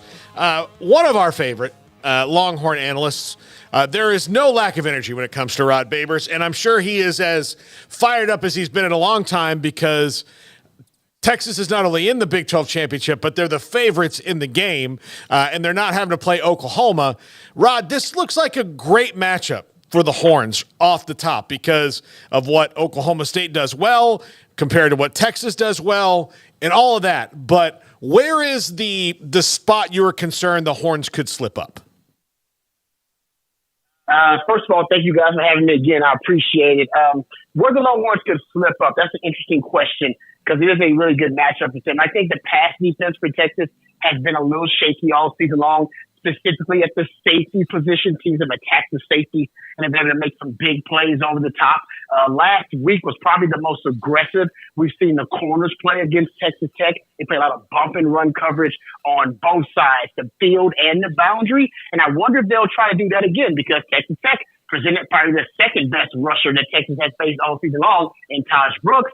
And I wonder if you'll see them do that again against Oklahoma State to try to bring an extra guy in the box, take away the easy RPO completions, the easy inside breaking routes for Alan Bowman in Oklahoma State and force them to hold on to the ball a little bit longer. People don't know. Of course, all the talk is about Ollie Gordon. He's going to win the Doak Walker's the best running back in the country. Texas has one of the best rush defenses in the country, probably top 5, top 10 one of the best rush defenses out there. And this will be the final exam for them. If they're truly a dominant rush defense, they'll be able to neutralize Ollie Gordon. What people don't know is that Oklahoma State throws the ball a lot. One of the leaders in pass attempts in the conference actually is Alan Bowman. And last week versus BYU, they threw it 50-50 on first and second down run pass ratio. So they throw it a lot more than people think. Rod, what jumps out to you about Ollie Gordon and Oklahoma State in general? I mean, you kind of touched on it there with Alan Bowman, but as far as their matchup with Texas, but just in general, watching their film, what do you think of Gordon in particular, and then what else stands out to you amongst the rest of what you saw there from the orange and black? Yeah, that's a great question. I will tell you what, one thing that I really liked about him, I had a friend of mine who's a scout, Jerry Hamilton over at Inside Tech, had a really great description of Ollie Gordon. He called him, and I hope it's not a backhanded compliment, but he called him a low-budget Eddie George. And I was like, actually, that's pretty damn good because Eddie George is a great running back, so I'll take a low-budget Eddie George any day. And he does kind of remind me of that and just his running style. I think that considering, I'm not trying to take a shot at Oklahoma State's offensive line, I don't think they have elite run blocking guys. As a matter of fact, you don't look at Pro Football Focus, they have them as the 88th best run blocking unit on the offensive line in the country with a 57 run blocking grade as an offensive line. That's not great, but in spite of that, Ollie Gordon still is able to pound out yardage. He's second in the country in yards after contact. He's a next level back. And if he is indeed elite, guys, if he's elite, I'm talking about transcendent, then he will be able to get yards against this Texas rush defense. They will put his elite ability to the test as a runner. And don't discount his ability as a pass catcher. Texas has been really susceptible to the screen game this year. Iowa State ran some nice screens on them.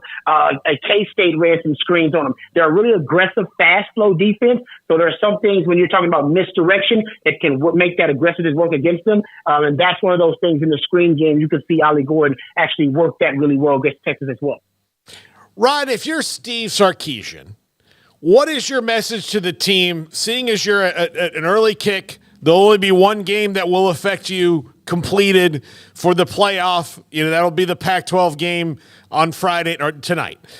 How do you keep Texas focused on not worrying about what's ahead and worrying about Oklahoma State? Because winning the game is only part of the battle for Texas to get into the playoff.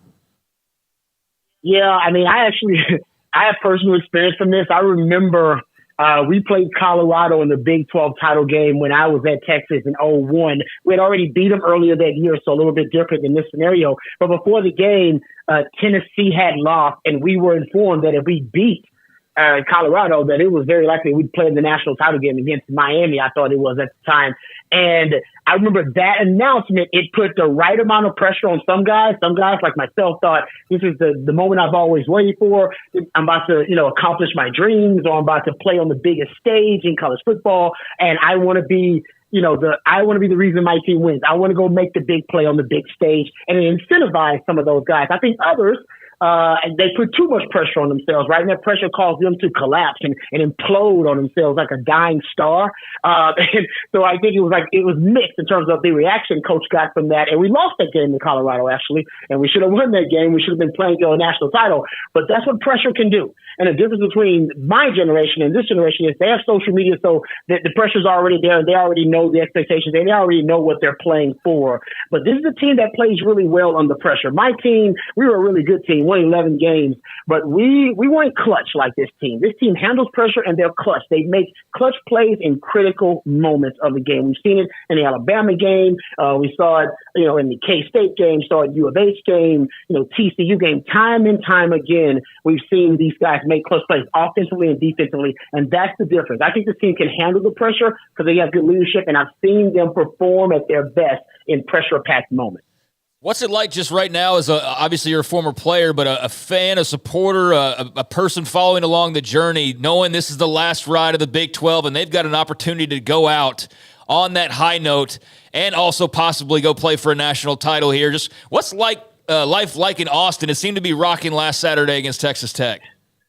You know, it's weird, guys, because it's been a long time, right? 2009 was the last time you had a team this good, and the last time you had a team that was in the national championship conversation if you're Texas. So Longhorn fans, they're giddy about it. They're excited, but they're a little anxious, especially with the farewell tour of the Big 12 happening. It's going better than expected, and Longhorn fans are not used to things going better than expected.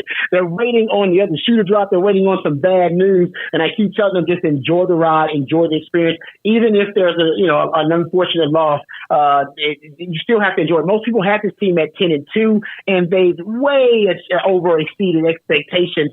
And I think at this point they've put themselves in a position where they can play for a national title. So this is a great team. We've been trying to see if Texas can take the leap from being a good team like they were last year to being a great team, and that's exactly what they did. So people are excited. They're pretty healthy. What we're hearing from Florida State is that they may have a third-string quarterback playing against Louisville, and if they lose, we know that's the easiest path for Texas.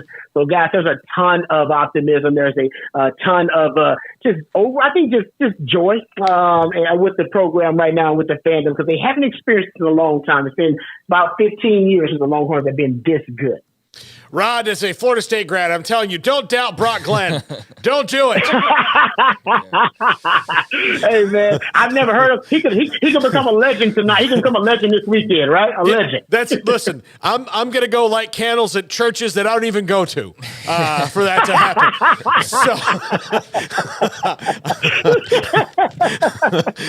Hey, but on the other end, there'll be a lot of Longhorn fans lighting their own candles at home and at churches. Yeah, I know. On the other end, I know.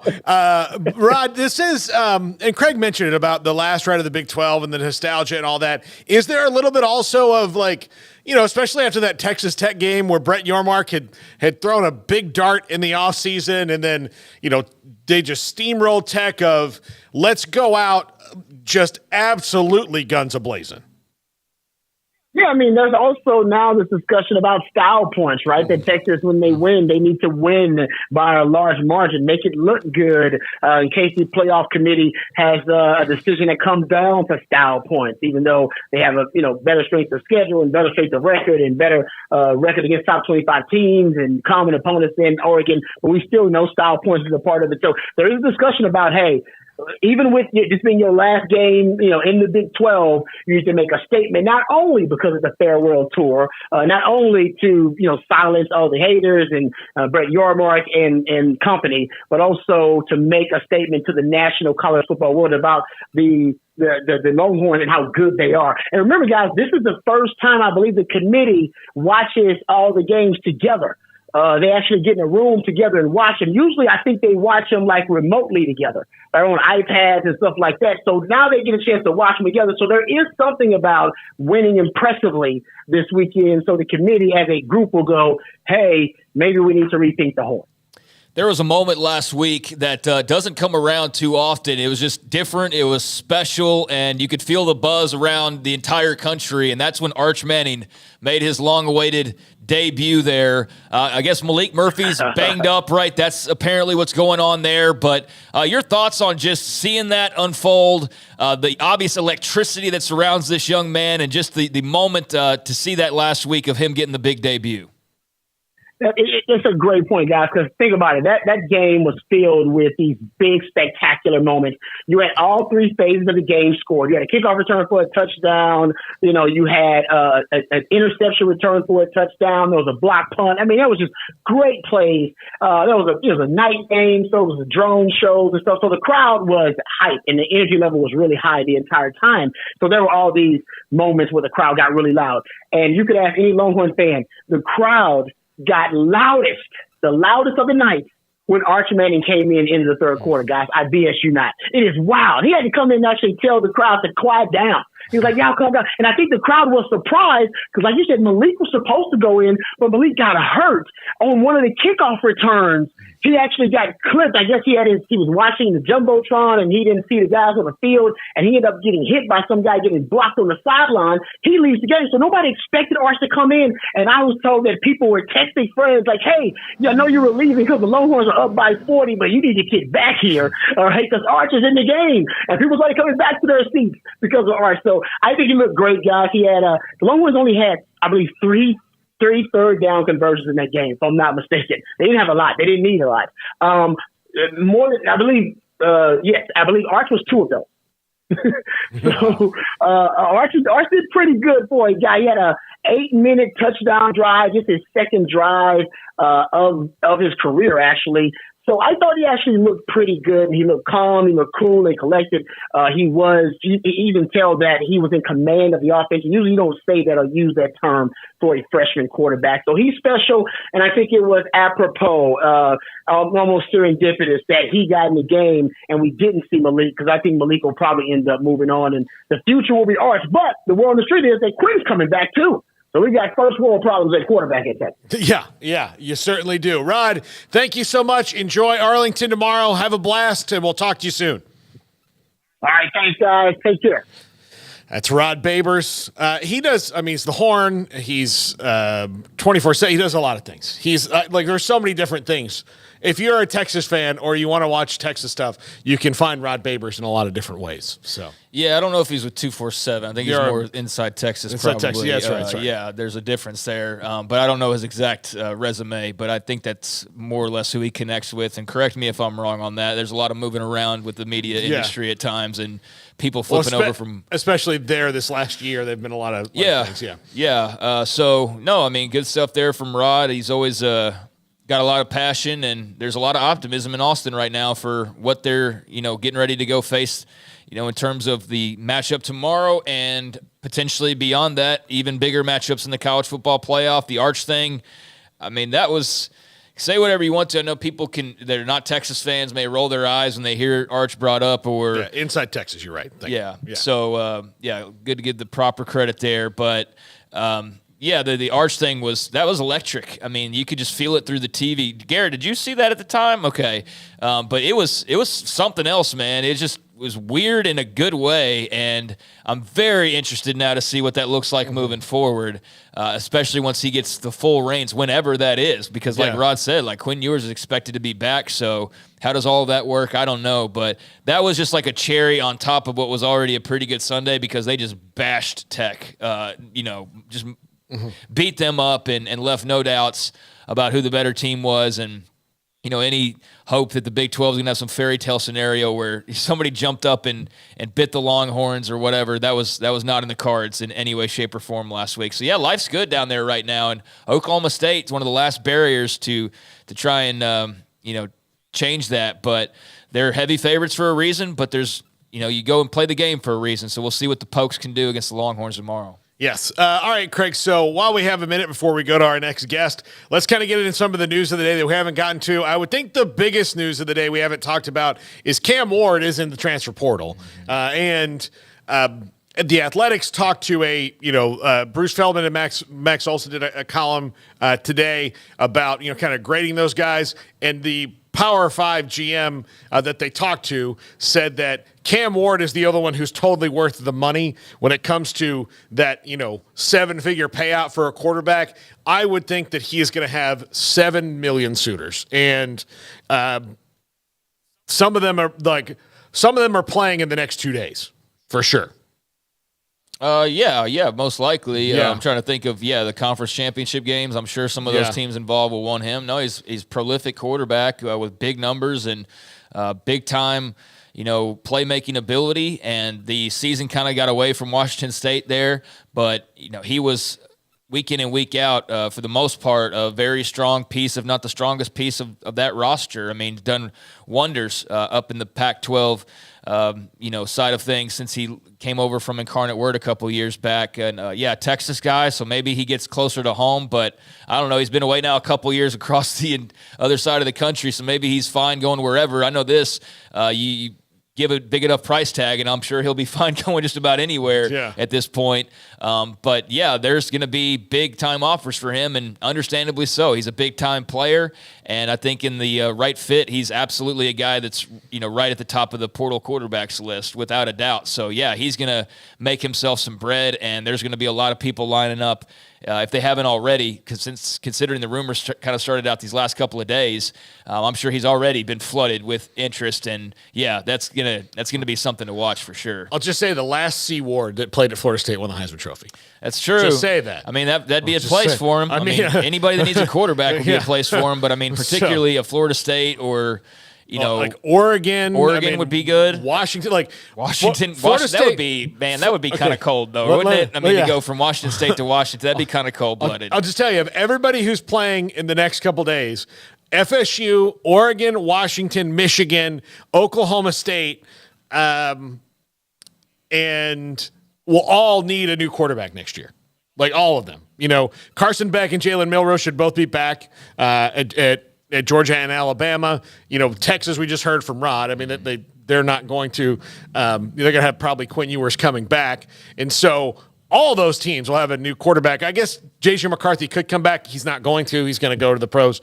But yeah, so all those teams could need a new quarterback. And that's not to mention Ohio State. He's an upgrade over Kyle McCord. Does A&M say, well, I mean, we like the guy we have, but he's good. But he's good enough to where you're like, well, sorry about you. I saw. I don't know how to forgot it now. I didn't bookmark it, but somebody had put out a refresh list of transfer portal targets and put him at number 1 on the list. And I think that that's fair. Yeah. I think that that's more than fair, and I think it's pretty accurate. And I'm sure you could break down the games of him versus this guy or that guy and find like small discrepancies here and there. But for the most part, yeah, that's like the biggest name that's entered the portal so far at the quarterback spot, or the guy who's the most electric. So he's going to have all sorts of fun, I would imagine, sorting through the dollars that are being thrown at him right now and the free apartment. The places he's going to go. Oh, yeah, the visits and all. I mean, he's going to get wined and dined. And you know what? He deserves it. He put up monster numbers 2 years in a row there at Washington State, did a great job. I hate it for the Cougars, obviously, that there's been just blow after blow after blow, and now you're watching him go right off and finish his career somewhere else.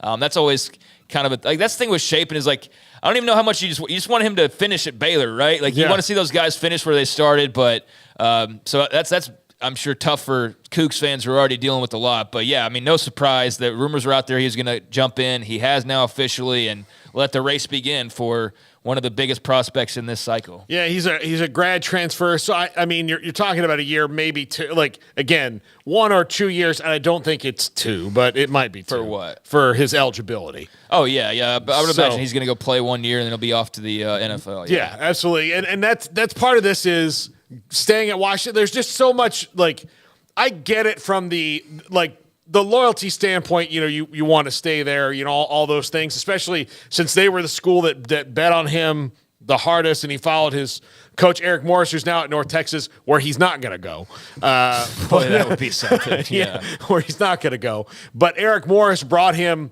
from Incarnate Word to Wazoo, and that was there. Now, he did an interview with somebody I saw here on Twitter, and he said that he was interested in Nebraska when he came out of the portal the last time. But since then, obviously, with Scott Frost gone and all that, and might have really helped Scott Frost out had he done that. But there were a lot of other things going on there. So it'll be interesting to see where he winds up, and I bet you Nebraska will probably get involved in that. But if he, it depends on what you want. Are you looking for just money and exposure, or you want money and a chance to win the national title, which I don't think Nebraska, they'll be better next year. I just don't think they're going to be that better next year. Yeah, I don't know, unless he's got some ties there, or the check is so big that he has no choice. But I would imagine that they're going to explore that. The good news is that Nebraska and Cam Ward, everybody's got options. There's options out there, but he is like the top of the line model right now. He also said that he's still exploring the NFL, so it's one of those just leaving the door open to everything. I don't know, haven't looked deeply into the projections on what his NFL future looks like at this very moment, if it would be enticing enough. It sure seems like signs are pointing to him being in the portal and then moving on to FSU or somewhere like that to end his career. So, yeah, he's an interesting name that will be a lot of fun to follow, a Texas guy, and a great story as far as the transfer portal goes. I mean, here's a guy who's at Incarnate Word, and if not for the portal, life getting to Washington State and then to wherever else you're going and then eventually the NFL, that's a much different looking road a few years ago before the portal was such a thing. So he's a guy that's a clear example of how beneficial that can be for overlooked prospects or guys who maybe for whatever reason start at a lower level, but their talent is, good enough to play in a bigger opportunity. So, yeah, he'll always be an example of that, but very excited to see what he ends up deciding to do because he's an electric player and had a lot of fun watching him these past couple of years. All right.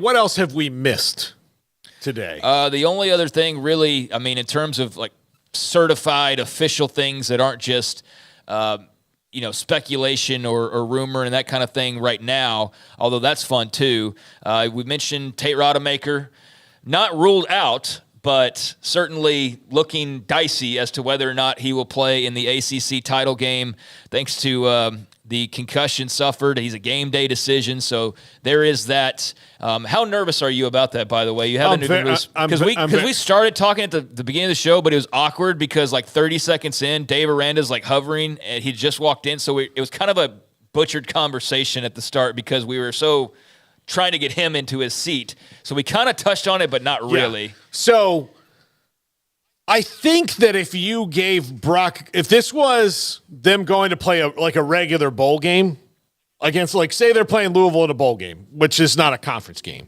and you had Brock Glenn, who's a really, really highly ranked, he was a 4-star quarterback coming in. He's a well thought of prospect. He decommitted from Ohio State to go to Florida State. LSU was after him too. He could have gone. He wasn't the places on his list. Like, he was no diamond in the rough. He was a guy walk on that's like being thrown to the wolves here. Exactly. But he is a true freshman. I would feel a lot better about it if this was like, just say they're playing in the Cotton Bowl and they got 3 weeks, a month. He'll probably be fine. Right.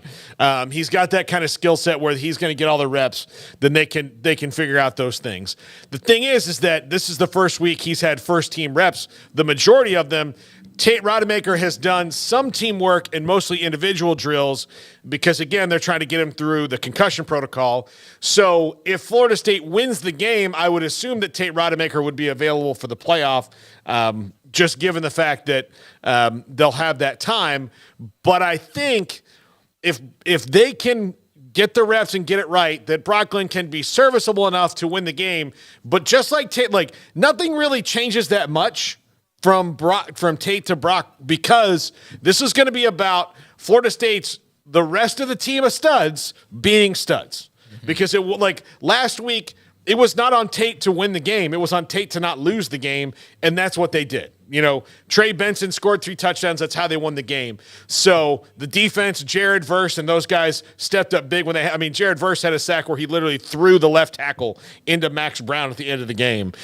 So those are the plays they're going to have to make against Louisville, a much better team than Florida. But this is not a rivalry in that classic sense, so I think some of that pressure's off. But still, it's about, can Brock Glenn go in there and give the ball to Keon and Johnny Wilson and Jaheim Bell and Trey Benson and Lawrence Toafili and Kyle Morlock and the guys who make plays, Jakeem Douglas, just get the ball out to those guys and let the fast cars run. Yeah. And then don't worry about the rest of it. That's going to be the key, plus Florida State's defense against Jawar Jordan, I think, is going to be huge. Yeah, so that's the storyline to monitor. As far as a couple of other stories, we touched on it briefly, but Neil Brown will be officially returning to West Virginia after the 8-4 season. That could be a 9-win season, depending on the bowl game. That was to be expected given what they'd done up to this point, but still, you want to see it official, so it is official. I guess... there's a few other things, but I know we're kind of short on time. 5-star wide receiver Cameron Coleman flipping from A&M to Auburn was obviously a very big deal, as you see Mike Elko trying to get his claws sunk into the situation there at College Station, but this had been kind of talked about for a little while since the firing of Jimbo Fisher, so now that's official. 5-star wideout Cameron Coleman heading to Auburn after flipping his commit from Texas A&M earlier today. And then I think the other biggest thing, there's some other portal stuff, some other kind of coaching stuff, but I think the most notable thing would be officially the announcement by the Mountain West and Oregon State, Washington State, that they have come to a scheduling agreement for next year, and it's next year only. So you want to get the band started, following that and be like, hey, what happens after that? I mean, that's anybody's guess. But as for next year, there is an agreement in place between the Mountain West, Washington State, Oregon State, and technically the Pac-12 conference as well. So all 12 Mountain West teams are going to play 7 traditional conference games, in addition to playing one of either Washington State or Oregon State. So there will be a total of 8 games, 7 conference, and then one of the 2 Pac-12 schools.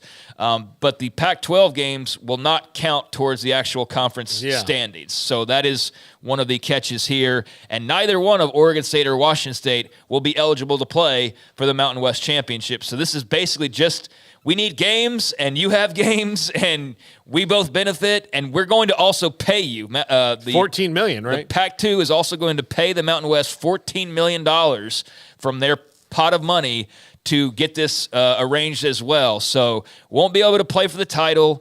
It's not a true conference affiliation, but it is an agreement, and so that's what it's looking like for just 2024, and then beyond that, who the heck knows really, but they've got to settle all the lawsuit part of the thing before they really know that much. And I'm sure it's got a kicker for 2025 to do it again if they need to. Imagine so, yeah. So, they can do that. We'll take a break right here. When we come back, Sam Mays from selloutcrowd.com. We'll talk Oklahoma State and what they have to do to beat Texas, then the top 5. This is 365 Sports.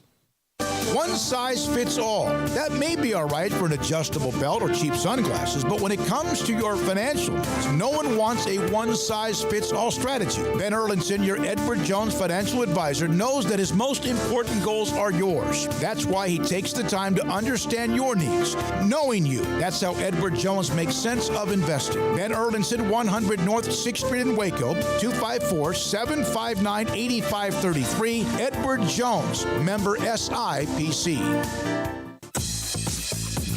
Baylor Scott & White Southwest Sports Medicine and Orthopedics, the team physicians for Baylor Athletics, diagnosing and treating all sports-related injuries, including concussions. These specialists also provide orthopedic services for athletes and non-athletes alike, whether it's knee or shoulder pain, a wrist injury, orthopedic spine care, and even an arthritis and total joint clinic. Trust the doctors Baylor Athletics trust. Baylor Scott & White Southwest Sports Medicine and Orthopedics wants to get you back in the game. TFNB, your bank for life, is the official local bank of Baylor Athletics. Find out why more Central Texas are making TFNB their bank for life. Sign up for our Edge checking and savings accounts to earn interest or cash back. With 5 convenient locations and an award-winning mobile app, banking has never been easier. TFNB, your bank for life. Member FDIC. Petty Clinic Men's Healthcare in Woodway is now proud to offer you men an exceptional weight management body sculpting product called semaglutide, also known as Ozempic or Wegovy. Semaglutide is an FDA-approved weight management medication. Once-a-week injections of this powerful medication offers an average body fat weight loss of 20% within the first year of treatment. In addition to body sculpting, semaglutide also normalizes blood sugars and has the clinical research proof of reducing blood pressure, cholesterol, stroke, and heart attack risk. If you're like most men and you have stubborn fat that will just not respond to typical diets and exercise, then help is finally here. Semaglutide, affordable, highly effective. Google search Petty Clinic Waco and reach out to the Petty Clinic team today for a free consultation with Dr. Petty to see if semaglutide is right for you. Go to pettycliniclowt.com.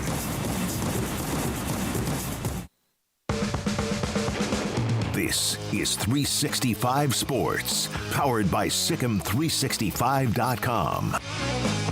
The 5 o'clock hour is sponsored by Edward Jones Investments with financial advisor Ben Erlinson, who'll navigate you through today's financial climate. Edward Jones, making sense of investing. Now here's Paul Catalina and Craig Smoak. Welcome back, 365 Sports. Sam Mays, selloutcrowd.com, and just one fantastic Oklahoma State analyst and a guy who's been there and done that when it comes to big games. Sam, write the script for me on how Oklahoma State wins this game against Texas tomorrow. Coming out blazing, Paul. Yeah, I know. I'm sitting there thinking, man, I can't get a little warm up. You can't serve me in or give me a little something to start with. Honestly, I think it just comes down to Alan Bowman. I sat in the stands a few weeks ago for the final Bedlam game, honestly thinking that it was going to be Oklahoma just beating the hell out of Oklahoma State in that game. And then what happens next was crazy. Alan Bowman comes out, throws a bunch of completions early in the first quarter of that game, backs the Oklahoma defense up significantly. And then you guys know this as well as I do. It's crazy how, it's been probably 20 years since we all sat down and watched the team do it this way, but the Cowboys do it. Their whole goal is to be within 10 points going into the fourth quarter. That's it. That's what Oklahoma State needs to do in order to be competitive, in order to give themselves an opportunity to win every game they play, is be within 10 points going into the fourth quarter. And if they can do that, they rely on one of the best running backs in the country, Ollie Gordon, to go ahead and put that work in. And let me tell you something, that kid just gets stronger every single time he carries the ball. He's better the next time he carries it. And so if Bowman can come out, take command of the Oklahoma State offense, complete a bunch of passes early, and doesn't even be deep balls, right? Doesn't need to be, talking 15-plus yard plays. It needs to be 8 to 12-yard plays, those just backing those linebackers off the line of scrimmage a little bit, and then giving that offensive line a chance to, just kind of get it going, right? Get the run game going. And if they can do that, then they have an opportunity with Texas. I think the best player on the field is Ollie Gordon in this game. I think the next 10 probably go to Texas. Now the flip side of it would be, the Oklahoma State defense has been lucky this year because the offense has been able to eat so much clock up, right? I think defensively the scheme is not very good. I don't understand anybody that runs a three-man front unless your defensive line looks like Texas, right? You got a defensive line like Texas or Alabama or one of these bigger SEC schools, cool, go ahead and run a three-man front because you got a nose guard that's out there eating dimes and crapping out nails. Like, you got to have that kind of dude in the middle to get this thing done. And you need a couple of 6'7", 295-pound run stoppers and pass rushers on the edge. Oklahoma State has nothing like that. I mean, they've got chihuahuas on the defensive line on the edges compared to what a true 3-4 50 front looks like. And so what's helped them is the defense is always rested, and they got a couple of linebackers that can play this game and a couple of safeties that can really play this game. Instinctual kids that make plays, they tackle well, they group tackle, they just don't make a whole lot of ridiculous, non-mistakes that will plague a defense, missed tackles and things like that. They don't do that. They got some kids that can play in the second and third levels of this team. So if Ollie Gordon and group can keep the defense fresh, well, then they can handle Texas for 4 quarters, I feel like, offensively. Because as good as the Longhorns are in skill position players, it's not like they're out there just dropping 50 points on teams either. They are kind of more of a methodical group themselves when they're playing at their best, in my opinion. So I think that this is if I'm betting on this game, I'm probably taking Texas by double digits, honestly. But there is an opportunity here for Oklahoma State to win this game, but it's definitely going to rely on the arm of Alan Bowman. What was going through your mind during the struggles last week against BYU as that clock was ticking and that lead and there was time, obviously, and they came back and won that game, but at its lowest point, what were you kind of thinking amongst the Oklahoma State collective about what was going on? Oh, I was just dog cussing everybody. Just you worthless, it was a really uninspired performance. You think you take the field in the position that Oklahoma State is, feel the same way about UCF. Like, what are y'all doing? You're not better than anybody. Like, I don't know what has happened this season at any point that you feel like you don't have to prepare or take the field with the same sense of urgency that you had in Bedlam to play every darn team on your schedule, whether that is UCF or Houston or BYU. Everybody needs your max attention because you're not a very good football team. For some reason, it's just one of those things where the stars have aligned. And when you needed to take over games, you've got a great player that's able to do it on his own, right? I don't know if it's more of a testament to Oklahoma State's offense or just the state of Big 12 defenses at this point. But Ollie Gordon is just blowing teams up by himself. I don't even think the Oklahoma State offensive line, if I could grade that unit, I'd give him probably a C, right? Maybe a C+ for the season. Like, they're not right home about guys. No one on that offensive line is playing in the NFL. Right, this is just a bunch of kids that have gained a bunch of confidence because they've got, a Heisman Trophy contender at some point in his career running behind them. So it's just one of those things that I just don't feel like they could ever take the field and not feel like we have to play our best game today, and they've done it 3 times here in the last 5 games. Against UCF, they got killed. Against Houston, and they did it again against BYU, and they should have never put themselves in that position. To me, that's leadership on the field, and it's leadership off the field. They've got to get it right. Get off this whole, like, I get it. You didn't expect to be where you are, and everything is hunky-dory and exciting. Everybody's all smiles, but, I mean, you are where you are now. So you got football to play. You know, you got games to win. They beat UCF, and we're talking about, you know, a potential New Year's 6 game for this Oklahoma State team, which is just insane when you consider everything that happened earlier in the season. So obviously they're not going to take Texas lightly. I would expect them to come out there and play their tails off as early in this game as they can. But it was definitely frustrating watching them take the field with a lackluster attitude, you know, looking down at a couple of opponents that they're not significantly better than. Where would you grade this season on Mike Gundy's coaching job? Because there were, after South Alabama, like anybody outside of Stillwater had kind of jumped off the boat completely. Yeah, no, it's frustrating for sure, you know, and he wins Coach of the Year in the Big 12, and I kind of figured that was going to happen. I would have gave it to Neil Brown, in my opinion.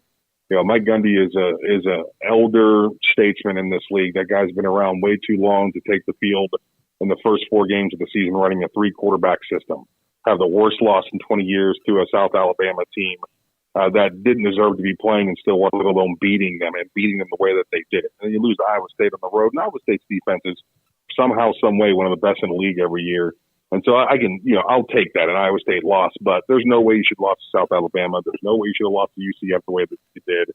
You know, and this team could be better than what they are. And that's frustrating. You know, to me, this is not a second-year coach. This guy's been here almost 20 years, you know, and at some point he's going to have to get past this whole, and maybe it's, you know, Oklahoma State fans, you guys know this as well as I do. They're the happiest, go luckiest group of people you'll ever meet. We won 10 games. What a great season. They got 30,000 people at tailgate every single game. The home field advantage is tremendous. They are die-hard. We're happy to be here type of fan base. So when you give them 10, they're ecstatic about it, right? But the rest of us, and it's all these older folks, the rest of us, if you're 40 or below, you're looking around like, okay, cool. Y'all got a top 25 ticket price that we're paying to get into this stadium. You got top 10 facilities still in the country. And we want better results, right? Especially with the Big 12 turning over the way that it is. No more Texas, no more Oklahoma. Who should lead this thing? It should be Coach Gundy in Oklahoma State. And it doesn't seem like they're in position to take the reins like we would have hoped to see at the end of this season. You know, you're playing, there's the title opportunity ahead of you. I don't feel confident that they're going to win the thing. But this will be another season where they leave it and everybody's like, man, what a great year. Mike Gundy did it again. You know, go Pokes. But to me, they should have done this 4 times since 2011. But they just keep falling short. And, you know, they can't beat Oklahoma. They can't win Bedlam. They should have won Bedlam 6 times in the last 10 years. They had the better team 3 of those 6 times. And they continue to lose it over and over again. You know, so it's just this weird place that everybody is in where the diehard, you know, true just fans, the fanatics of this football team are just they love Mike Gundy more than anything. And I think there's a new group of folks that are, you know, paying big dollars, right, to go watch Oklahoma State football that aren't necessarily feeling satisfied with top 50 recruiting classes, you know, and then you falling short year in, year out when it comes to being in championship contention. So it's a wild time for sure. You know, I think that Sark deserved an opportunity at a Coach of the Year. I think he had an excellent year. Neil Brown had an excellent year. You know, Gundy's feels a little bit weird to me, but, you know, it is what it is. I don't have to vote. Yeah, I'm right there with you. We had a conversation about this the other day, and it's like, hey, good for Gundy. Like, nothing against him, but it's just like, yeah, you could probably make a better case for a couple of the other guys. But, Sam, you sort of touched on this at the beginning. Obviously, the Oklahoma State offense, I think you're dead on with Alan Bowman's going to have to make some plays to open some things up. But when you look at that Texas offense and all those weapons, I mean, that toy chest full of weapons that Sark has, what stands out to you in terms of what you know Oklahoma State does and doesn't do well, and what you see as the biggest challenges or, you know, places for opportunity, what have you, tomorrow in that matchup? I'll tell you right now, if Texas comes out and runs the ball successfully early in this game, they're going to score 50 points on Oklahoma State. Like they'll score at will. So the Cowboys have got to stop the run and make Quinn Ewers be the guy that's going to go out there and get the ball to those weapons, make him throw the ball 25 plus times in this game. And I think you maybe have an opportunity because Oklahoma State's got some dudes in the back end that are ball hawks. They'll go get it if you throw it up there to them. And some of those kids are big and physical. They can run. They've got some decent speed on the back end. It all comes down to that front line for me. I think there's a significant advantage with that Texas offensive line over the Oklahoma State defensive line. That's where I think this game is lost for the Cowboys. Sam, thank you so much for joining us. Enjoy the game tomorrow. For Big 12 fans' sake, I think there's only one fan base that's rooting for Texas, and that's Texas. You'd be surprised. OU fans are out here screaming. I actually saw somebody write, some OU fan wrote Texas fight on Twitter, and I almost threw up. Yeah, I was like, you gotta be like, y'all hate Oklahoma State that much that you're gonna cheer on Texas. Look, you guys know this about me. I can't stand Texas. Like, I got PTSD from Vince Young, so I'm never going to. I will cheer against Texas every game that they play, but it's a personal thing for me. Yeah, I think thanks so much for having me, man. Yeah. Thanks a lot, Sam. I think the SEC alliance, it makes some sense of like kind of why they're teammates, but at the same time, it makes for the grossest alliance. It's just like it's turned into such a us versus them thing. I don't jive with that, Sam. I'm with you, man. It just feels wrong in so many ways. It does. Absolutely. Yeah. All right, man. Thanks a lot. Appreciate you. All right, guys. Have a good one. Yeah. Craig, I mean, you're an Oklahoma fan. If I'm in your shoes, I would just be rooting that this game never even happened. Like, it would just be a thing. Wish you were there, huh? Yeah. Could have done that too. Look, if Miami and Clemson were playing in the ACC title game, I mean, just like when Texas and Florida play against each other next year, or I think it's next year, whenever they do. Like, Texas and Florida, I think that is next year. Yeah. Like, I'm gonna take 11 showers that day. Mm-hmm. I'm just gonna I can't believe I just watched this. I get it. I mean, I get it. It's because it's become, and I think mostly Brett Yormark allowed it to happen and helped create it because of the whole comments that led to, he's out to get us, and now we got to band together because we're the hunted and everybody else are the hunters and they don't appreciate us, and that's why we're having to leave and all of that. And I understand all of that, but like, it's kind of reached a level I've seen on social media in some cases where it's like, okay, like, stop holding hands, guys. Like, it's weird. I get it, but I also it makes me uncomfortable how nice and friendly OU and Texas fans have been with each other in this little Big 12 exit alliance. But, there's obviously reasons for it. Still, the idea of rooting for Texas so that you can both go out of the league and I guess enter the SEC and one of you won it. I don't know. I don't know if Texas fans would be rooting for Oklahoma fans. Maybe they would be. But I have seen a lot more of that than I ever anticipated. And it's been interesting to say the least. Look, I know that like sometimes you have to make uncomfortable alliances. Yeah, give us a spot in the national title. Like, I hate to do it, but I'll root for Texas Tech or BYU or whoever your enemy is. For Oklahoma, this game affects them in no way. Like, none. Yeah, none. It doesn't affect them at all. No. Like, nothing. Except for you're just the same as Texas in that you're also leaving, but like, you don't get a Big 12 title. They might get in the playoff. They might go win a national title. Are you really going to celebrate? Like, you know what? You do belong in the SEC. You're starting to celebrate other people's accomplishments. You fit right into the SEC. And here's the thing. Texas has been riding your coattails for a decade until now. About like, we're the best of the Big 12. Like, no, Oklahoma is. You're just rich. But that's the thing that surprises me about Oklahoma fans. I would just say nothing. I would say nothing. That's kind of where I am. Like, I just want a great game. And, if it's a situation where you have to choose, like, gun to my head, I mean, I don't know. I'd have to debate that because on the one hand, that money would be good for the Big 12 schools to have a playoff team. But at the same time, do I as a fan, not as a media guy, because I'm not a Cowboys fan, but I covered them my entire life. So I know how to just, evolve with that. But do I want to see Texas as a fan go get a shot at a national title? Absolutely freaking not. No, I don't want to see that. So, yeah, it's a weird deal, but that is very SEC of like, hey, it's almost like we're there too. And it's like, that's Texas, guys. That's Texas. And I think if the shoe were reversed, it would be maybe different. I don't know if Texas fans would embrace it. And look, it's not everybody, obviously, too. That's the other thing is like, not everybody feels that way. It's just Twitter. So it's a fraction of probably the real feelings out there. But that is, I think, all a creation of Brett Yormark's comments and just this feeling of, oh, they're trying to screw us on our way out. We've got to band together.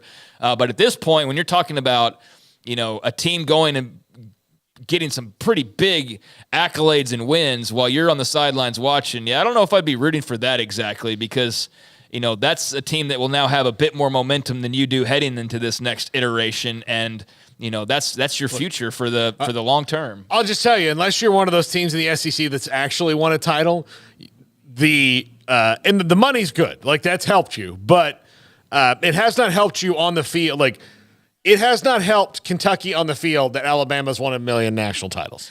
I don't know that I totally agree with that, because the money helps you get better on the field, and the playing Alabama and playing in those big games does. I do think all of that comes into play.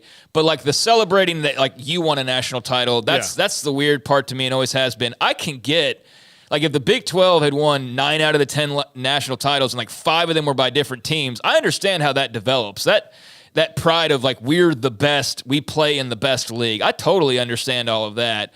But I don't get it when it's like a Mississippi State fans talking trash to somebody because Alabama beat that team. It's like, that wasn't your team, bud. You don't get to brag on, you don't get to dunk on me because a different team beat me because you're in the same league. That's where it gets kind of weird and very homery. But I get the pride of like, because the NFC East for the longest time, and the NFL divisions are a lot different, and just the NFL and different is a lot general in terms of the fan bases. But for a long time, the NFC East is the best division in football, right? It's the best division. It's got the best rivalries, this and that. Now, I don't remember Eagles fans going, we've been in 4 of the last 5 Super Bowls, and we. I don't remember any of that. But there's that pride of you're playing with the best, but then there's people that take it over the line. And just it's just weird to see that with Oklahoma, kind of some segment of the fan base rooting for Texas to win a Big 12 championship and then probably get into the playoff.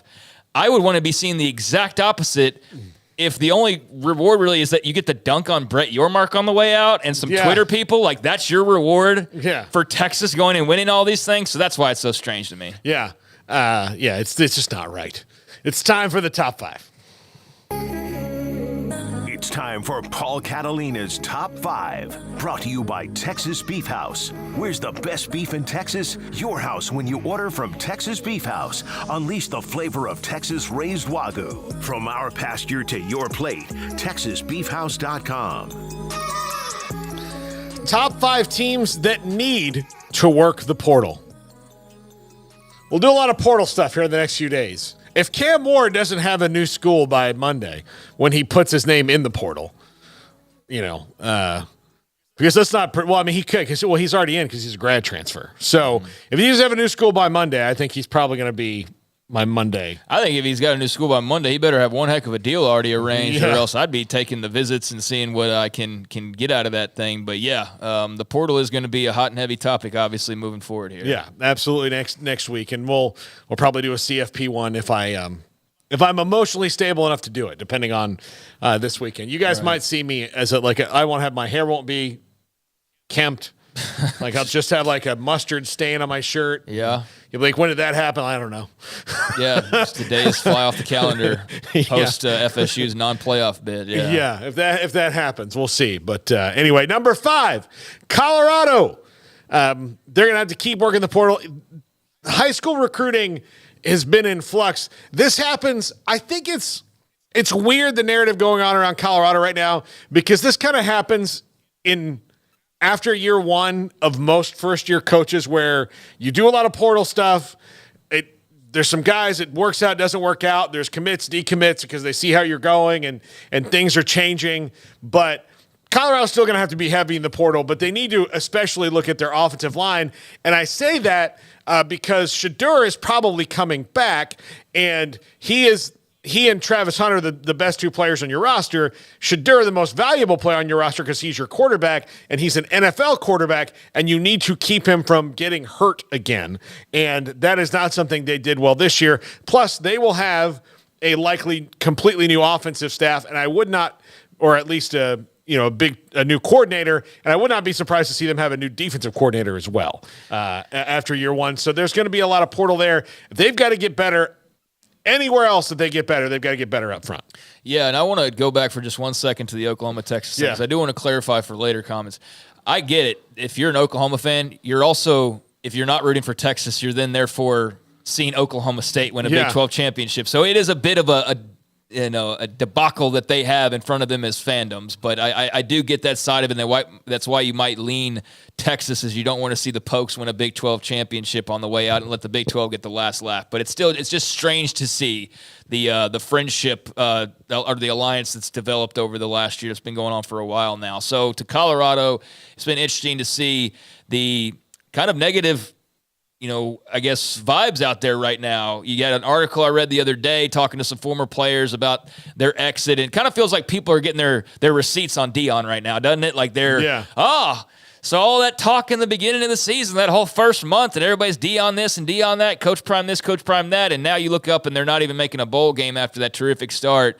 A lot of people really enjoying that. They hit the portal as heavy as anybody last year, and it worked to mixed results, but I mean, they obviously need some major help up front for Shedeur.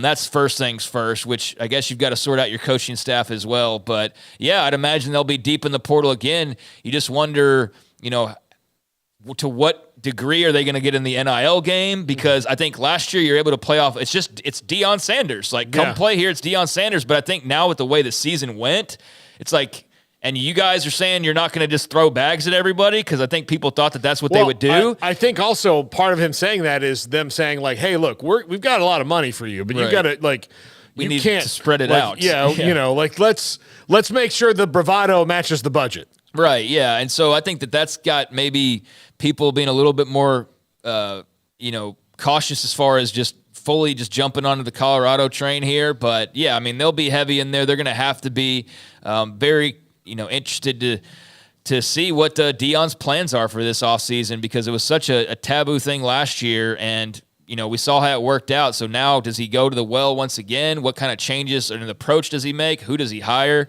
To your point, like, what's the deal with Shedeur? I mean, so yeah, there's a lot to figure out for Colorado as they get ready to enter the Big 12 and new life in their old home of the Big 12 Conference, and that'll be a fun team to have a little bit more front and center for us moving forward. Now, I do think that since Shedeur has it would not totally surprise me to see him in the NFL draft. It wouldn't totally surprise me. I think he's coming back. But I do think that there is, given especially that he got injured, if they're not trending in the direction in the next couple of weeks of him to get those offensive linemen, then maybe he does go. Yeah, I don't know. Maybe so. I mean, I do think he has a future in the NFL. I think he's definitely got a shot at that. And so that's something that'll be right there until he, I guess, makes a final decision whenever that day may come. I don't know where he's like positioned. I haven't really looked that deep into it, but he's a top 50 he's definitely player. He's definitely got the talent. Out, so. And so, that'll be something to monitor for sure. And then he's a quarterback. So if he's ranked 45th and he's a quarterback, then that really means he's probably about 32nd. Right, when it comes to it, probably, because teams will get kind of like nuts about it, and so a team that doesn't, like, say the Raiders, who pick 11th, don't get their quarterback in the first round, right? So then they'll pick, they might move up because he's still there, and they want to make sure that the team that also didn't get their quarterback, the Vikings, because they're 18th, didn't get their guy. It's a weird situation. Number 4, Baylor. This one, I mean, we can go on about it, but this is also an offensive line and a defensive line to be reshaped by the portal, and probably the wide receiver position, I think, are the ones that need the most. Linebacker, but yeah, there's a lot of things they've got to get done in the portal. Yeah, they're going to have to be very active. They got double-digit guys last year, I think a little over 10. Maybe it was 12 when all was said and done. I think that's probably going to be about the same case here, if not even a little bit higher. And the thing with Aranda being basically on a one-year deal is that you have to win now. And so I see these comments about, well, can Jake Spavital recruit Texas? It's like, for what right now? Like, why is that your concern as far as I get there's a second signing day coming up, but like I don't feel like that's really where the damage is going to be done on the recruiting trail. Like, I think that's something you more worry about if he has a job here next year as the OC, and then you plant those seeds over these next several months. But like, he's not going to, you wouldn't think, have a huge impact on the 2024 class at this point. So how are they going to retool the roster? Because you're also not going to bank on a lot of freshmen rolling in here and making a world of difference. So, yeah, it's going to have to be in the portal. I mean, that's where they're going to have to get it done, and the development during the springtime as well. But, yeah, they've got a lot of places where they need depth. They've got a lot of places where they could use, quite frankly, some starters. And I think that last year was just scratching the surface with the 10 or 12 guys they got. I think it's going to be, like I said a second ago, very similar, if not even a tad more than that this time around. Number 3, Notre Dame. Look, they're going to go get a quarterback. We know that. But their wide receiver room is essentially empty, which means they need to go get some playmakers for said quarterback.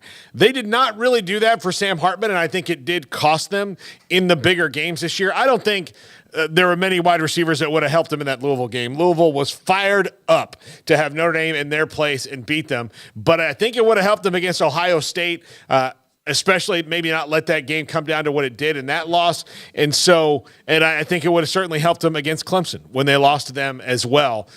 So they've got Jaden Greathouse, who's kind of a tweener wide receiver, tight end type player that will be back, and he's really good. But they need weapons around whoever that quarterback is. Say it's Riley Leonard or Will Howard or maybe now it might be Cam Ward. Like those guys might everybody's moved down a rung on the list since Cam Ward's in the water. But whoever that is that they get is going to need some playmakers.